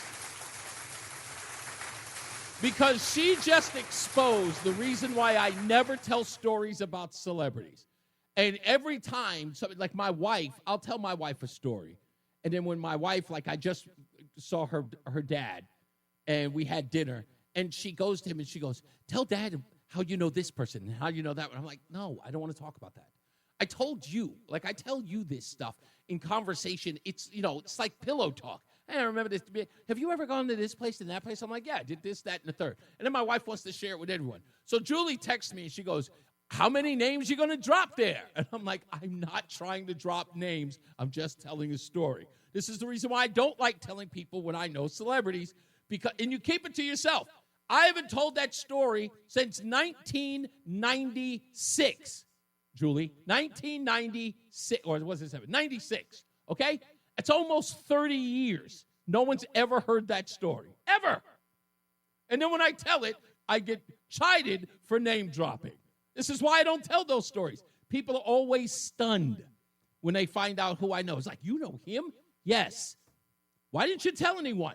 For that reason. Because Julie's going to say, how many people do you know? They keep fun of me. I hate it. It's why I don't name drop.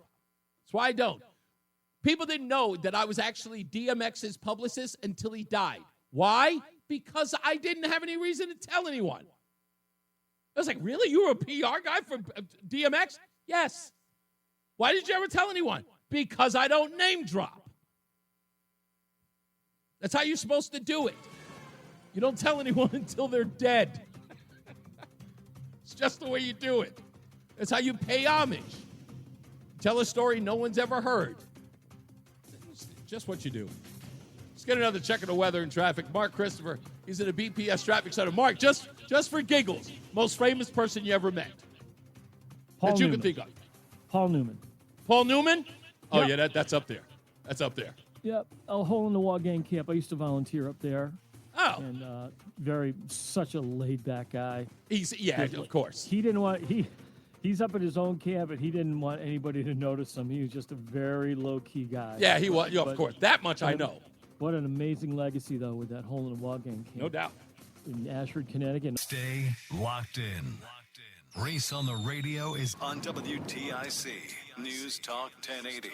This does not look like a familiar call. Let's take it. 860-522-WTIC. Gladys is in Bristol. Hello, Gladys. Hello? Hello? Hi. You're on with Reese Hi, on the radio. Reese. How are you? Very good, thanks. How are you? Hey, you're doing a good job. Thank you. Okay, I'd like to remark on yesterday's interview with the little communist. So let's go with the electric bill. Okay. Now, because we're paying for everybody's benefits that didn't feel like paying for their electricity, right, we are forced to pick up their slack. Right. That's communism. Yes, it is. Now, how many people in the state of Connecticut squawked holy heck over it? Liberals, everybody. Yeah, it wasn't a soul in Connecticut who didn't take the same side on that issue. Okay, so that's what communist is. You're 100% right. But remember, what he believes that's what all of us should do as a country, that we should each take care of each other.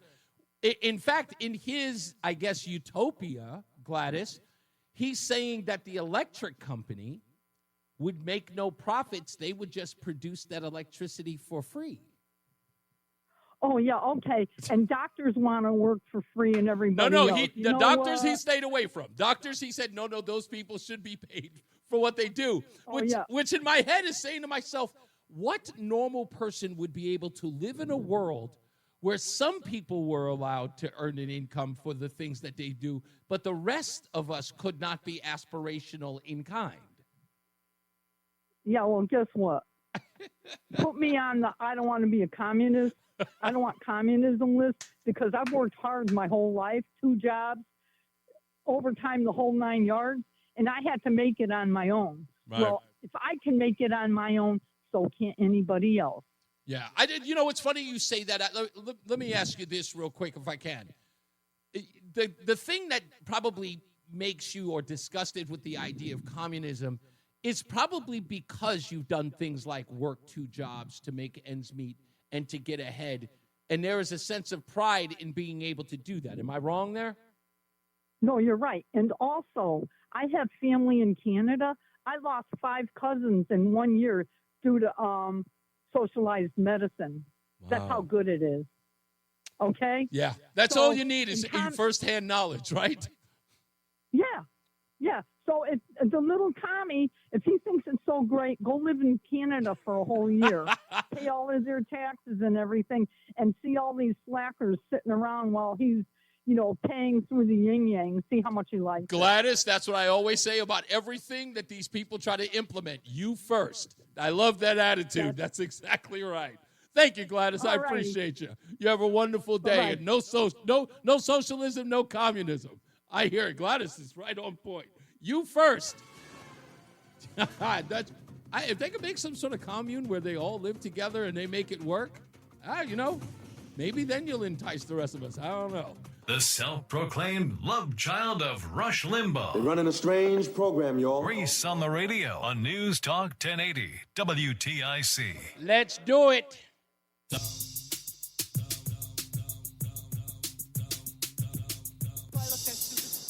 you do. Stupid as can be. This could very well be the stupidest person on the face of the earth. Stupidest thing I read today is out of North Haven. Here's the headline from the New Haven Register. Did frozen treats entice voters? Referendum day popsicle truck causes stir in North Haven. Some are calling it Popsicle Gate, and others are referring to it as a popsicle party.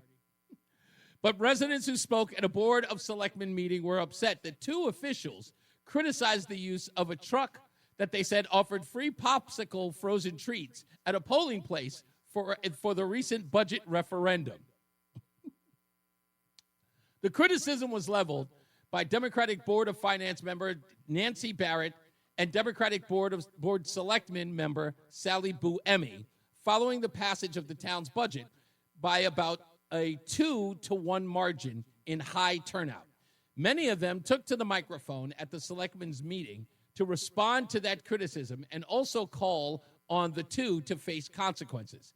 Amanda Strong, the president of the North Haven School PTA, was among those who spoke at a lengthy public speaking portion of the meeting and said that the popsicle truck was well away from the polling place permitted by the town and the state PTA organization, and that there were no requirements on how to vote. If a person voted or if a person even resided in North Haven. It's called engagement, not propaganda, Strong said. It's not unethical to care about your community. We saw the effect a loss would have had on the community. I'm not sure how they're writing this. Anyway, Buemi responded that she had not called the effort unethical or illegal, rather that she thought it was a smart marketing maneuver, although she didn't agree with it. I thought it had a negative impact on the sanctity of the vote, she said. Resident Sue Benvenetti said she attended the meeting because she felt the two were belittling of adults who were allegedly voting for a $1,500 tax increase in exchange for a free popsicle for a child. Resident Scott Yance addressed Buemi, saying that he had viewed her comments from a recent Board of Finance meeting and alleged that she did accuse the BTA of asking for yes votes in exchange for a popsicle. What is going on? It's an interesting way to get to vote. But a popsicle stand? I don't know. I don't know if this is all that unethical. But I'm just saying what the left, the limits for you to actually be swayed to vote for something. At 15-522 WTIC. Let's go to Dave in Branford. How are you, sir? Yeah, Reese, how are you? I want to talk about the communist tendencies of President Obama. And I don't really like to talk about my family too much, but my mother had a bunch of bonds during the financial crisis of 2008, usually called the mortgage meltdown. Sure. Mortgage meltdown, sure. And what happened is she had a bunch of water, sewer, and electric bonds from Puerto Rico, and also some General Motors bonds. Okay. And usually the kind she had were called senior bonds, which mean if there's any kind of financial hiccup, those bondholders were supposed to be first in line. Now, let me stop you real GM quick, Dave. Those things are ages old, the GM bonds, aren't they? She was ages old. This was her old age. This was what she did. Yeah. And she had the kind you held. It wasn't a fund. She had the paper kind. Oh, you clipped yeah. The coupons. Anyway, GM went bankrupt, and union-loving Obama was trying to cobble the company back together. Yes. And what they really wanted was the union was going to get an equity stake, meaning stock in the future company. Mm-hmm. And so they didn't want the equity to go to zero. They wanted the union's holding, which is a future value, to go up. And what they really wanted was the senior bondholders. The government put the arm on them to renounce their claims. Ooh. In other words, just give it away for nothing. Right. And let it go to bankruptcy court, and you'll get your 15 or 20 cents on the dollar, which was awful. I mean, that's communist. We just appropriate your money. Didn't he run, if I'm right, Dave, did he not run something very similar in GM? That's what I'm talking about, the GM bond. Oh, yeah, I'm sorry. Why am I'm thinking, you know who I thought you were just talking about?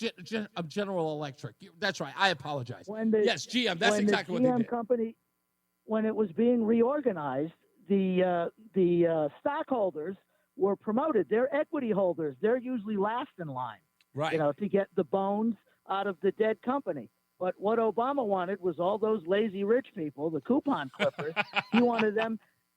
You'll remember this term, to take a haircut. That's that right. was a term that was very popular at the time, which means your $10,000 bond, you'll take $2,000 for it and you'll be happy. And that was not legal, but the Treasury Secretary and the guy and the Federal Reserve was all on board. They dropped interest rates to zero. That was the bank bailout that Frank was talking about. Yeah. And the bondholders, in a very communist way, were told you'll get nothing and you'll be happy with it. And if you don't take your 20 cents on a dollar, you'll get nothing because we run the whole show. And that's my story about Obama and his communist tendencies. The unions made out like bandits. Made out like bandits. This is the part that I try to explain to these communists about the workers. It's never, they're never talking about John Q. and Jane Q. Public. They're only talking about union members. That's all they need. Reese, maybe the worst thing is the bondholders were called by the administration. They were holding up the settlement. Right. They were un-American. They were unpatriotic because they held out to get their money back. What a cruel thing to do to the elderly, which was my mother at the time. And that's my story for today. Thanks for letting me get it over. You got it, sir. I appreciate you. I'm surprised that he didn't say anything about Popsicle Gate. That's his wheelhouse. That's right where he lives. That's exactly where he is. Anyway, what was the? Okay, you know what? I might as well do it now. I mean, where's this piece? But by the way, if you missed it, I'm going to play this bit again. So this protest that's happening this weekend on Saturday, this No Kings protest is going to be everywhere, and it looks like a lot of places are going to be occupied, if you will. And it is being reported now. We know one person has come forward. I haven't checked X in a couple of hours, but I'm sure more will come forward. But this is a rent-a-mob tactic. But the difference is that there are people who are being asked to do far more than show up. And this young man talks about the $200 he was offered. I just got offered $200 a day to go protest ICE in New York. The organization was called No Kings. They said June 14th, we're going to be protesting, and these are the streets that you need to be on, and this is what you need to do. You need to cause chaotic disruptions, and they said that there's going to be pallets of like bricks and different things everywhere that protesters could use. They really want to wreak havoc. It's kind of ridiculous. Me as an American, although I need the money, I'm like, this is very, very unpatriotic. If I was to go take this money and go protest, it's not very American. It's not what I stand for. It's obviously not even, worth the time. But, $200 a day is what they're paying people to go protest. The corruption is up here because it goes way beyond these organizations. It's a very important thing to note because if you're paying attention, this is being echoed. This is being promoted by the left.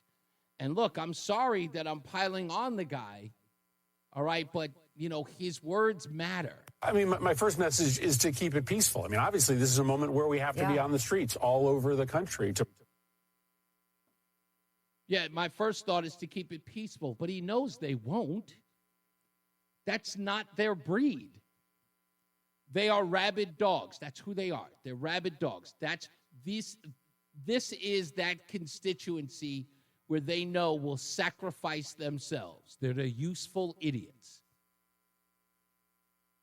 They will get paid. They will go out in the streets. Oh, yeah, of course, be peaceful because, I don't want to promote any violence. But he knows damn well that's what's going to happen.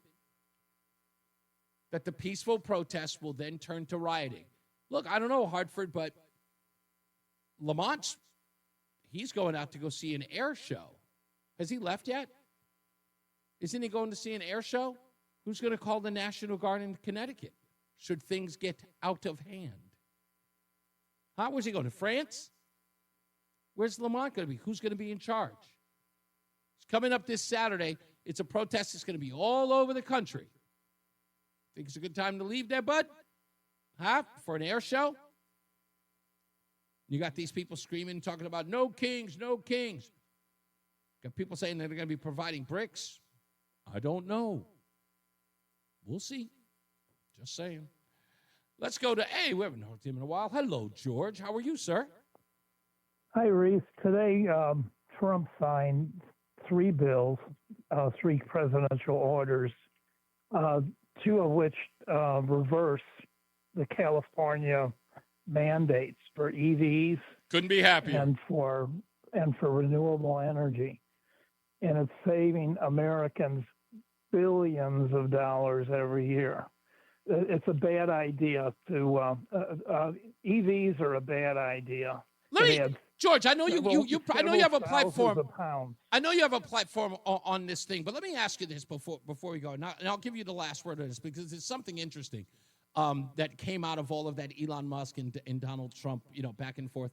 Elon is well aware, as you are. He's not he likes electric cars. He builds electric cars. He builds them as a novelty, but he knows that electric cars should not be the future, and definitely he knows that people love the combustible engine. What do you think that his big to-do was about taking away the EV mandate? Do you even believe that he was upset about that? Like, as Elon Musk knows that people love regular cars, right? Okay, first of all, Elon's going to make money on robots. Yeah. He's going to make money on SpaceX. Sure. he doesn't need the EVs anymore. Right.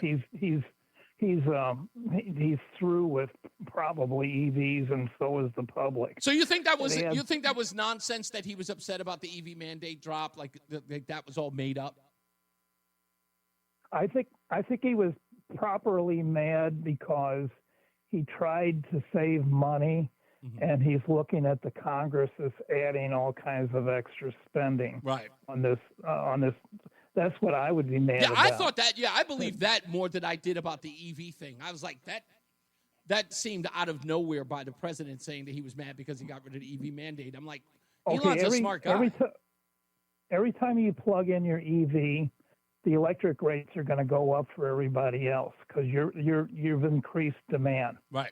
You've also flooded the dumps with zinc and all kinds of poisonous material that's going to be stocking up every year. An EV, year one, you get so much charge. Year two, you probably get 80% charge. Year three, that goes down. There's a decay rate until at which point at 5 years, the thing is just a picture hanging in your garage.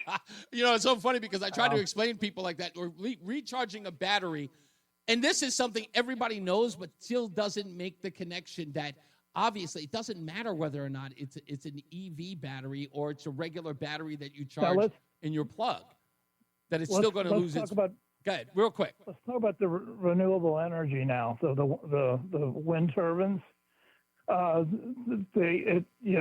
Everything is charging a battery. Renewable energy charges a battery, and then it goes through an inverter and then out to the grid. So you lose 1/4 of one unit out of 4 charging the battery. Yeah. If you've ever seen a wind turbine, the news people have to wait 3 days before they see these things turning. Okay. So all of the same problems with batteries exist for the same renewable energy when they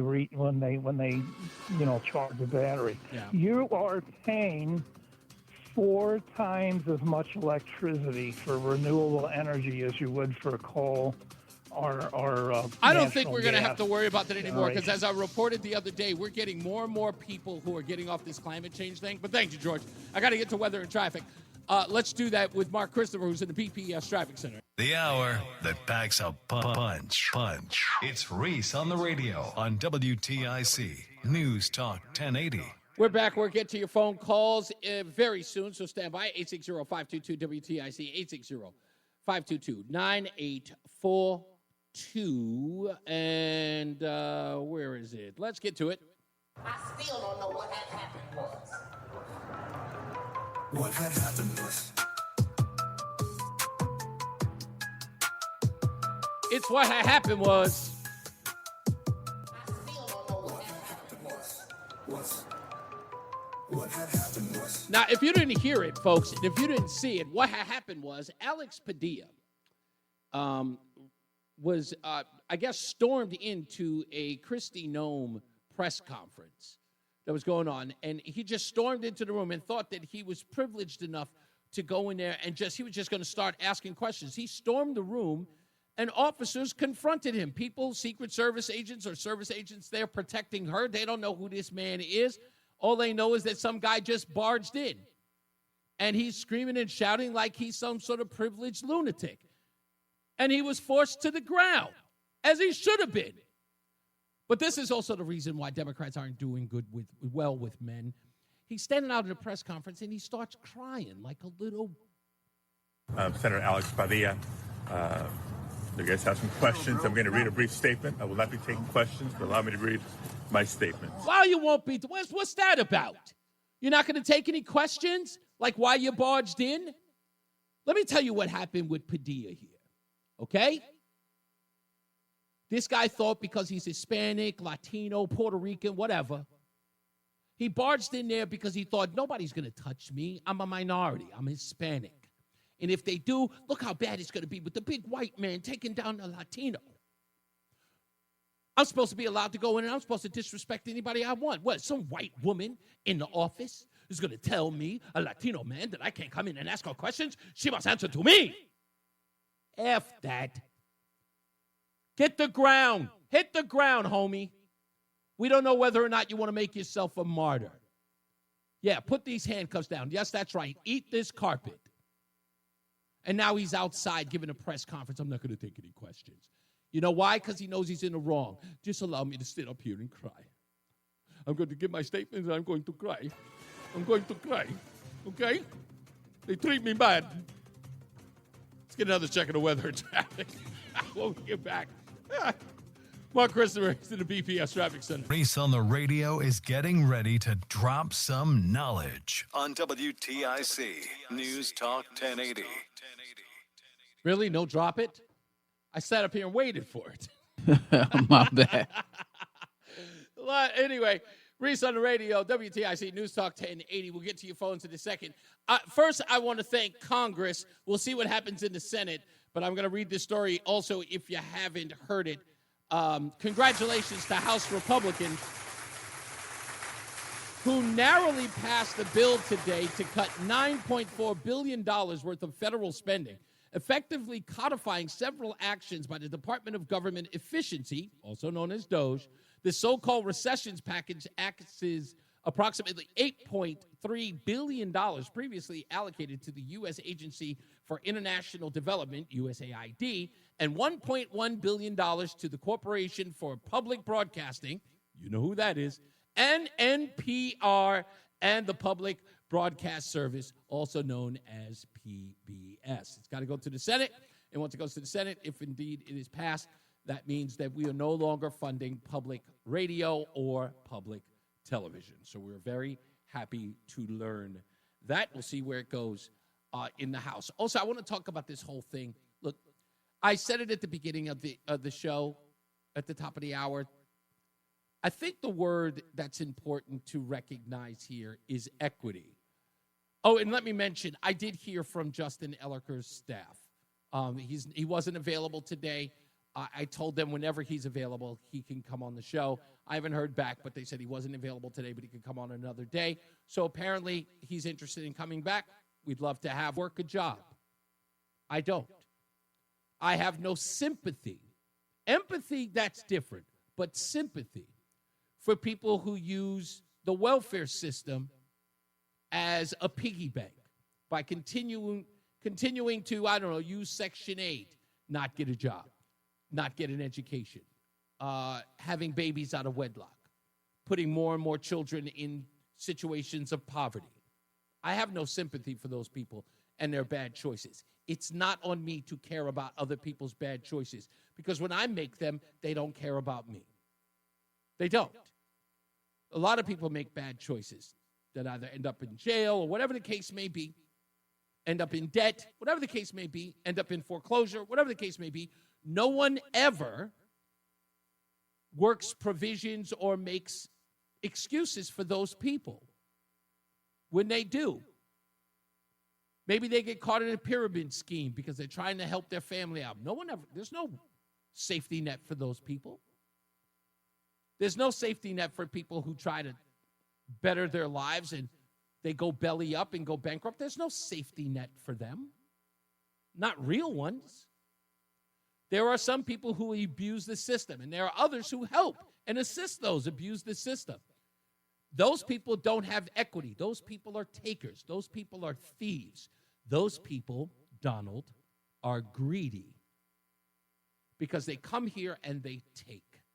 They've earned nothing. They have no equity. No equity stake in a thing. And I will not feel sorry for them as they're picked up by ICE.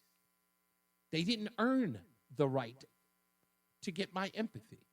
They took from me. They stole from me. And politicians and NGOs and activists assisted them in that crime. So when ICE comes and picks those criminals up, sorry, folks, that's what they are if they broke the law, misdemeanor or not. They have to pay the consequences.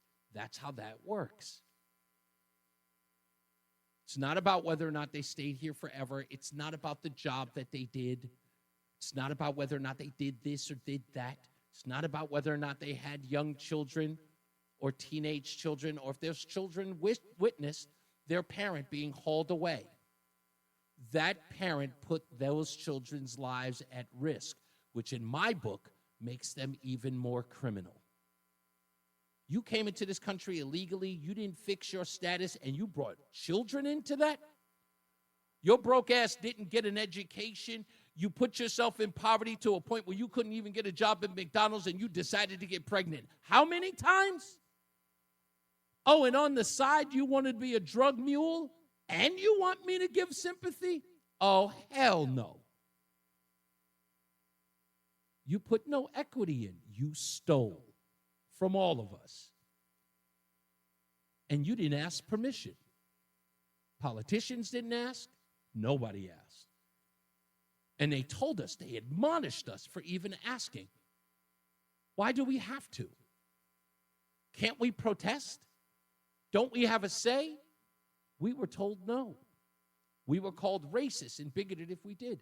Why would I ever care about them being picked up in the middle of the street after you demonize me for even wanting questions to know who they are and where they come from and are they safe? You now want me to care when they're picked up by ICE? Oh, hell no. All y'all can eat a bag of donuts. And people need to start standing up for themselves. You can be bullied if you want to, but I won't. And I don't care who's got what or wit to say. They can talk about my compassion all they want. Because I know none of them have any compassion for me. They got no compassion for what my problems are and what your problems are and what you go through every day. They don't give a damn. And some of them know you. And they'd sooner ride for strangers than they would for you.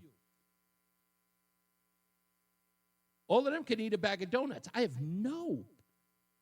You have no compassion for me. Why should I extend it to you? You didn't care about what you took from me. You don't care about what you take from me. We're just a land of opportunity. You can come here. You can eat here. You can sleep here. You don't even have to learn my language. I got to shout at you, can you please put the car there? With my wife yelling at me going, you know, they don't understand you if you scream louder in English. I do it anyway. No, I want to know if it's okay to park here. El Parco? Yes, I do it all the time. But they want my sympathy. I couldn't do that where you live. Screw that. 860-522-WTIC. I'm not going to him yet. Let's go to Josh in Southington. Hello, Josh. Hey, Reese. How you doing, brother? I'm all right. Hey, so I got two things I want to talk on. One of them relates to the conversation about this hour yesterday. I wasn't able to call in with your. I didn't hear your two communist Marxist guests. Okay. But I heard all the calls afterwards. So my work, what I do, puts me in a lot of different machine shops and tool shops and factories. Okay. Around throughout Connecticut, and I had a recent story from a maintenance manager who he told us that they had a young 21-year-old or around that age employee come in, and the first 3 days he was doing really, really well, and then he had one no call, no show, two no call, no show. And on the third no call, no show, they reached out to him and they asked him, you know, hey, what's going on? Is everything all right? And he said, yeah, no, I got to be honest with you. You guys are really nice and I appreciate everything, but I'm really just not into it. And they said, okay, well, you know what? We have different positions open. We can put you into a different department. We can try to, you know. And he goes, no, I'm just not into it. And he goes, okay, well, you know, he goes, well, what do you mean? So I'm just not into the working. and the guy on the phone goes, well, you know, we were talking about it, and you asked me, and I was very open. Like I have this. I provided this for my family. We have this. We have this. We have these things. I was able to do this for my son for college. We have a boat. We have this lake house. We have all the. And he goes, no. I get all that. I want everything you have. I just don't want to have to work for it. Whoa. And he goes, what? He goes, yeah, no. I really, no. Everything that you have, I want everything that you have. But a guy who's 3 years away from retirement. That's insanity. I want everything you have. I just don't want to have to work for it. Gosh, damn. What was the other thing you wanted to mention? That's crazy. So the other thing is oh my goodness. You know what? I just got myself so excited about what I was just talking about because it just fired me so up when I heard it. I had to refocus to go back to work myself that day. The other thing was you know what? I'll call you another day, Reese. I'm going to be totally honest. You forgot? I can't present it in a proper fashion right now. Okay, not a problem. I appreciate you, Josh, but thank you for calling. Just call me back. I appreciate you. Let's go to Fred. No, let's go to Mike in Plainville. Hey, Mike. I would have a surprise for that person that come up to me and says, I want what you have, okay, but I'm not going to earn it. You know what? Take one more step, and they're going to need body bags here. That's the most... You know what? That is the most insane thing I think I've heard in my lifetime. And I really do. Look, not that I believe all kids are like that, but I believe I think there's a growing trend of that. Sure. Hey, is it ladies' night tomorrow? I want to talk to your wife, if I may, after 5. Can I? Will you let me in? Absolutely. So I can just ask her a couple of questions. Absolutely. So she is chomping at the bit. She is on Facebook arguing with a whole bunch of people right now. People are forgetting we got storm clouds. Well, we got storms now, but what's going to happen? I mean, we're not even a year into Trump's administration. What's going to happen at the end of it? I know. With it, it's interesting, but we got a long haul. We're right in the middle of the year. Got to prepare for it. By the way, I hope there's a world left. I mean, I announced my retirement the end of next month, so I want to have a world to enjoy somewhat. You'll be fine. I promise you. It ain't gonna be that bad. I think we're in a different place today. Thank you, Mike. Let's go to Chip in Coventry. Hello, Chip. Reese, you are the man of peace. I love you, brother. Thank you, sir. Okay. No, I really do. You're a funny dude, man. Two main topics. Before I forget, they should have given Padilla a popsicle before he entered the room. That may have helped him. I don't know. I'm just saying, Reese. I'm going from what I hear on the radio. Yeah, Padilla would have probably, he probably would have changed his tune if he had a popsicle. Apparently those work. He probably would want an ice cream sandwich, knowing him. But anyway, really, seriously, two main things. So, I watch Fox News. Okay. That's just my preference. I think it's real news, whatever, blah, blah, blah. And remember, regarding the LA, the riots and the protests that are going on, and Mayor Bass comes on and says, and that's, the protests, they're very peaceful. And I'm like, those protests are as peaceful as my divorce was 20 years ago. I mean, it wasn't peaceful. I mean, tell me, Reese, my lawyer was like, but on that note, remember the meeting that Trump had back when the wildfires hit LA? Yes. Mayor Bass. Yeah, it was that little conference, the conference room between, I guess, Donald Trump and Melania were sitting at the center, and Karen Bass was present talking about the permit process for people to rebuild. Yes. But my point is, remember how many times that Trump put her in her place when she tried to, and she had that big smile, well, yes, Mr. Trump, I agree what you said. And now, of course, this is all Trump's fault. But that's because, as usual, look, I'll tell you this thing. Many people have the advantage, Chip, of being far away from Trump when they start yammering with the mouth. They talk a good game when Trump is nowhere in the room. But when Trump comes in the room, it is a, yes, boss. What you say there, boss? Yeah, I will get on it real quick there, boss. And that's... Look, and I'm sorry, but Trump just has, everybody knows it. Trump has that presence where when you get around him, there's something about him that sort of says, and I love, and you notice this too. Watch how Trump grabs her. Joe Rogan talked about this on his show. He says that Donald Trump comes in when they go to the UFC. He grabs Joe Rogan's hand and he pulls him towards him because he wants to exert dominance. That's Donald Trump. That's who he is. He commands that respect immediately, and that's why these people immediately go wimpy on him. I'm sorry I couldn't let you get to the second one, Chip, but I promise I'll give it to you next time, all right? I got to get to another break. We're going to get to another traffic and weather break. In a second, we'll come. The Odyssey app lets you jump back to the moments you missed from WTIC News Talk 1080. Download the free Odyssey app, search WTIC News Talk 1080, and tap earlier today to get started. If the Republicans really want to pick off every 2028 candidate, the possibility of them ever running for office, this is how it's got to be done. This is Nancy Mace from South Carolina talking to Tim Walz, former vice presidential candidate. What is a woman? What is a woman is the question. I'm not sure I understand the question here. That. What do you want me to say? I want you to say that a woman like me is an adult human female, that men can't become women.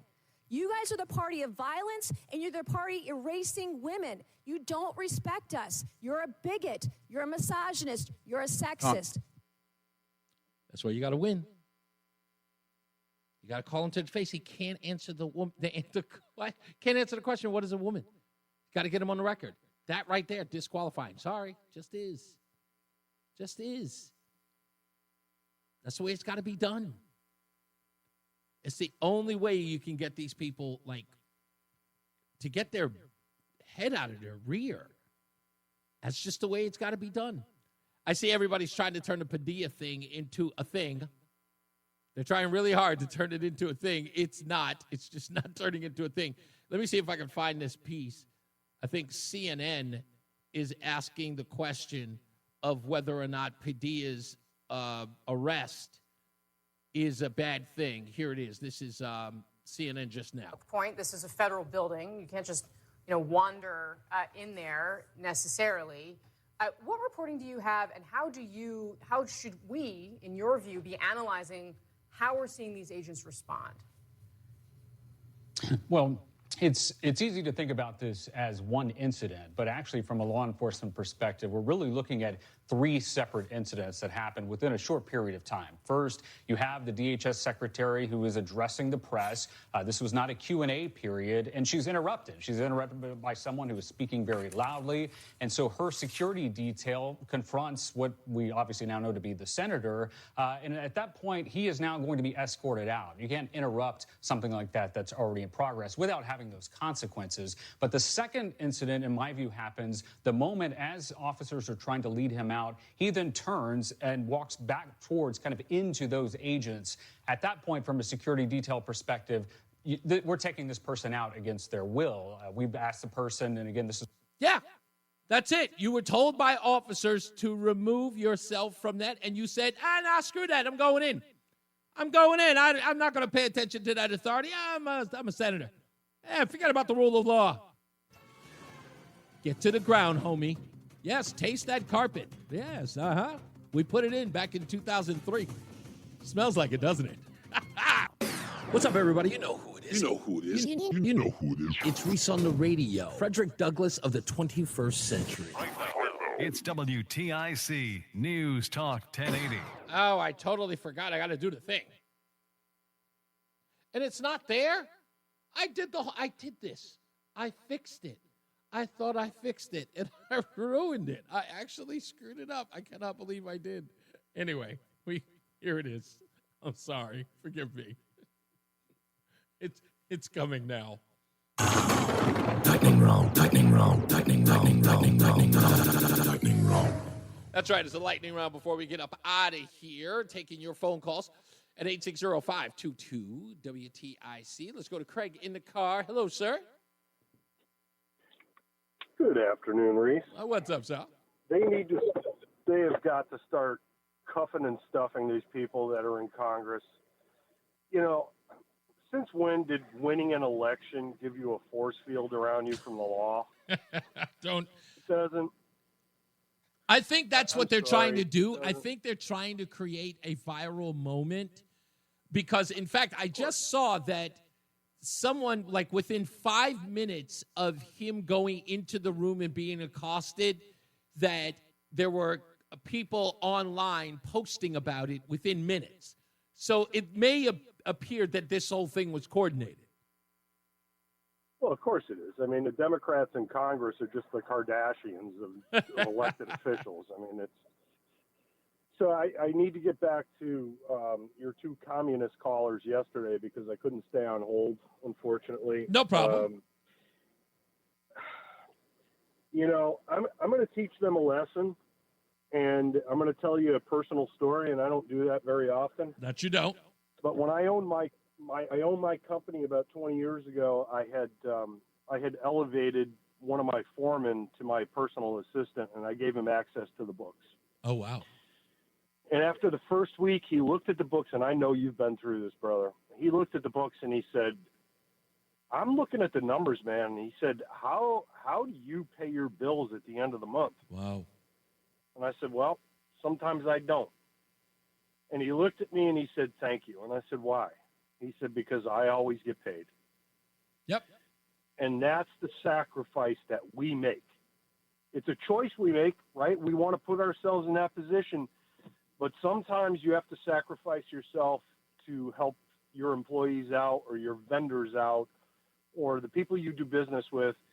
And these are what those two nitwits, and I don't care how polite those communists were, they're still communists. Right. It's what we do, and they'll never understand it.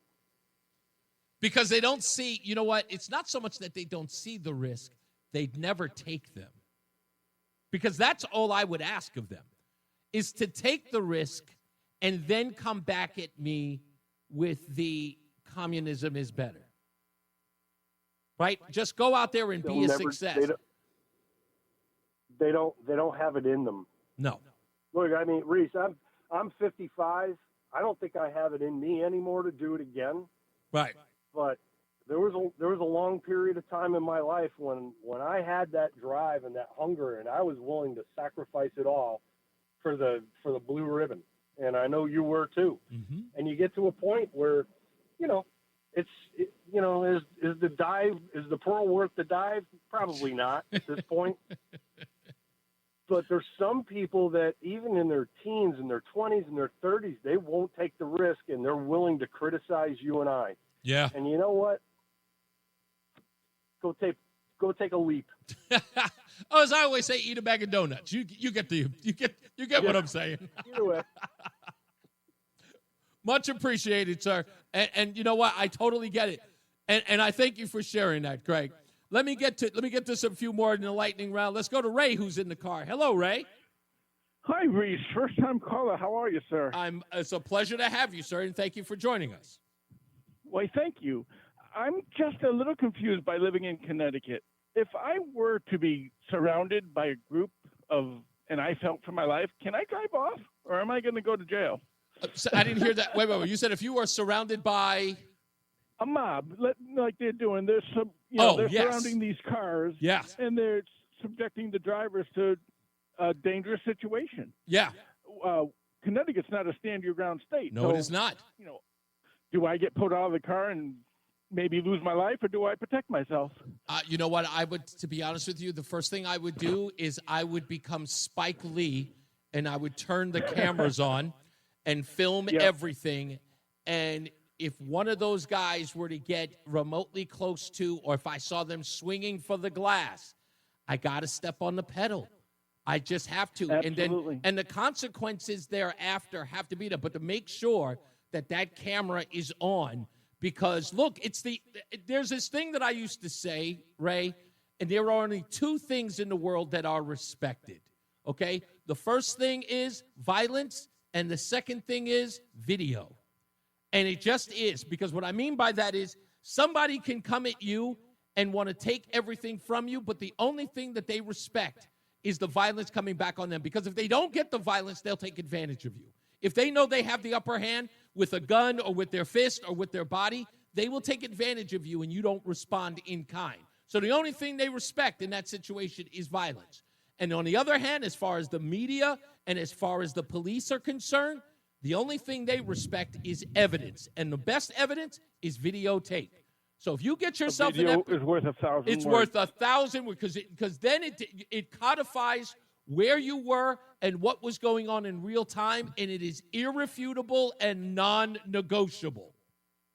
Right, absolutely. Thanks for listening to me. My pleasure, Just sir. wanted to say that. And thank you for listening and calling. I appreciate you.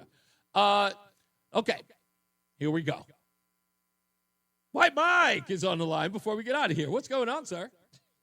Oh, man. Well, I got a lot on my mind, but I'm going to go with kind of the theme your last caller said. And yeah. I have a theory that far too many people in this world of both genders, of which there are only two, have never been punched in the face.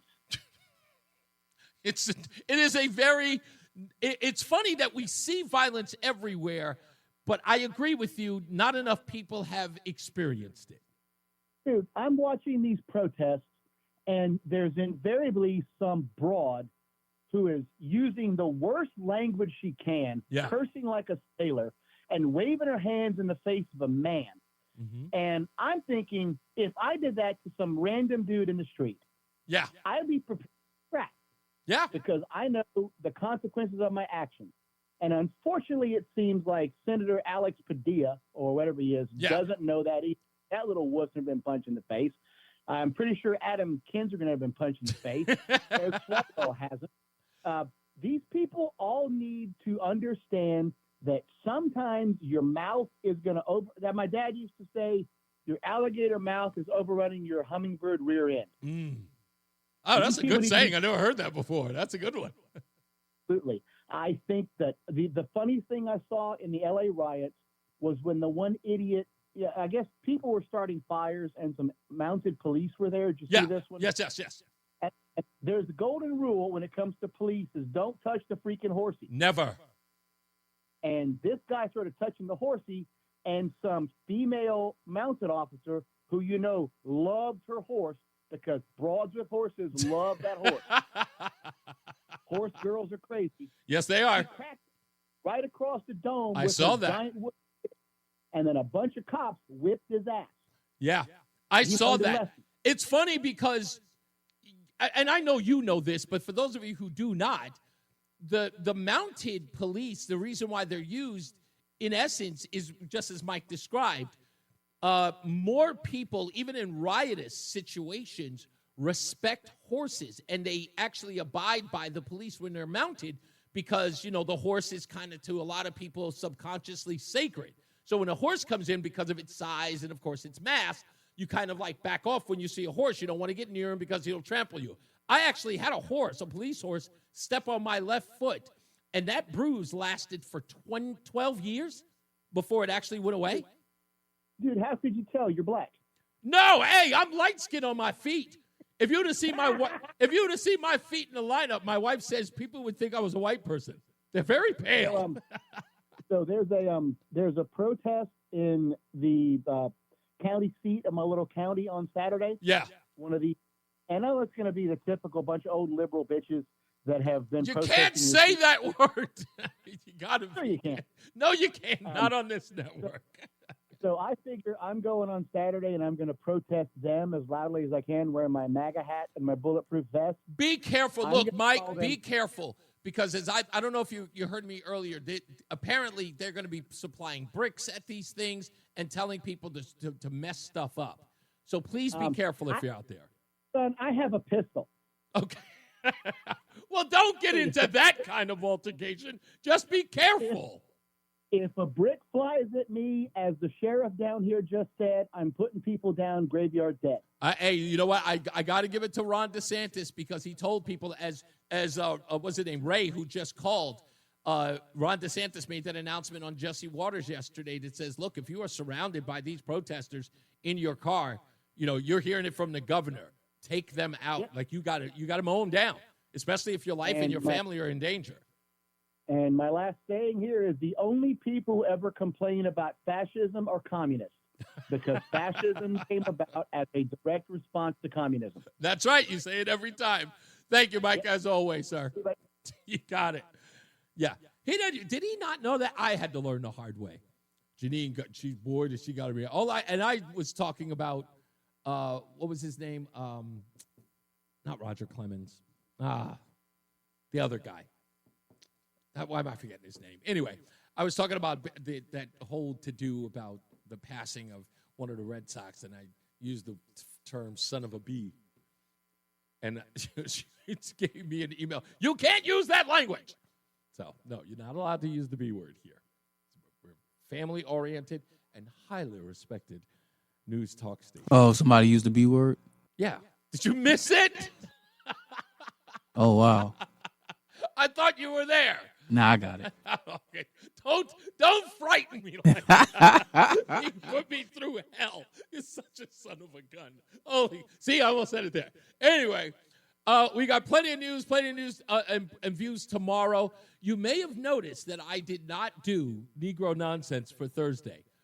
There's a reason, not a bad one. There's a reason. Stand by. Don't worry about it. Thank you, Michael A. As always, I got to get up out of here. It has been great. And this 4 hours thing, I'm digging this. I think I got my sea legs today. It was a little weird, but I think I'm good now. I had to sort of catch up with myself, and I'm good to go. It's been a pleasure. As I always say, radio is free, so we thank you for paying attention. Remember to keep JC in your hearts and in your mind. Sean Patrick, we love you and we miss you. Remember that panic is not planning, so plan your work and work your plan. Me, I'm Reese on the radio. You have a good night, pleasant tomorrow. We'll see you back here next time. Mark Christopher, he's in the BPS Traffic Center getting you home. Good night, Mark. See you mañana. All right. Thank you very much, Reese. If you're heading into Hartford right now, South 91, brief slowdown. All right, sir. If you are on the northbound side I think I'm finally in the groove now. It looks good, Cromwell. Oh, you should have been in the groove, man. A little extra hour ain't doing nothing. Yeah, but you know what? The time, I was so used to the tunnel. That's about it. To the, the timing and format. Yeah, I know. I had that, and now I had to reformat it and get it. Bridge 91 southbound was weird, delays but 19. I'm good now. Sheridan, 84 eastbound Waterbury. All right, by 18, I will see you 84 mañana. westbound Waterbury. See you tomorrow. All right, buddy. 3 up to the Mixmaster. 84 eastbound in. All right, holla, holla, pop your collar. Peace out, Cub Scout. I like it. I like it, Lori. Y'all be good to each other. Yeah, I know it's a female dog, but they don't want me to say the word. What am I going to do? I love you guys. Y'all be good. Let me go find out what the wife did with grocery shopping. See if she surprised me. Love you guys. Be good.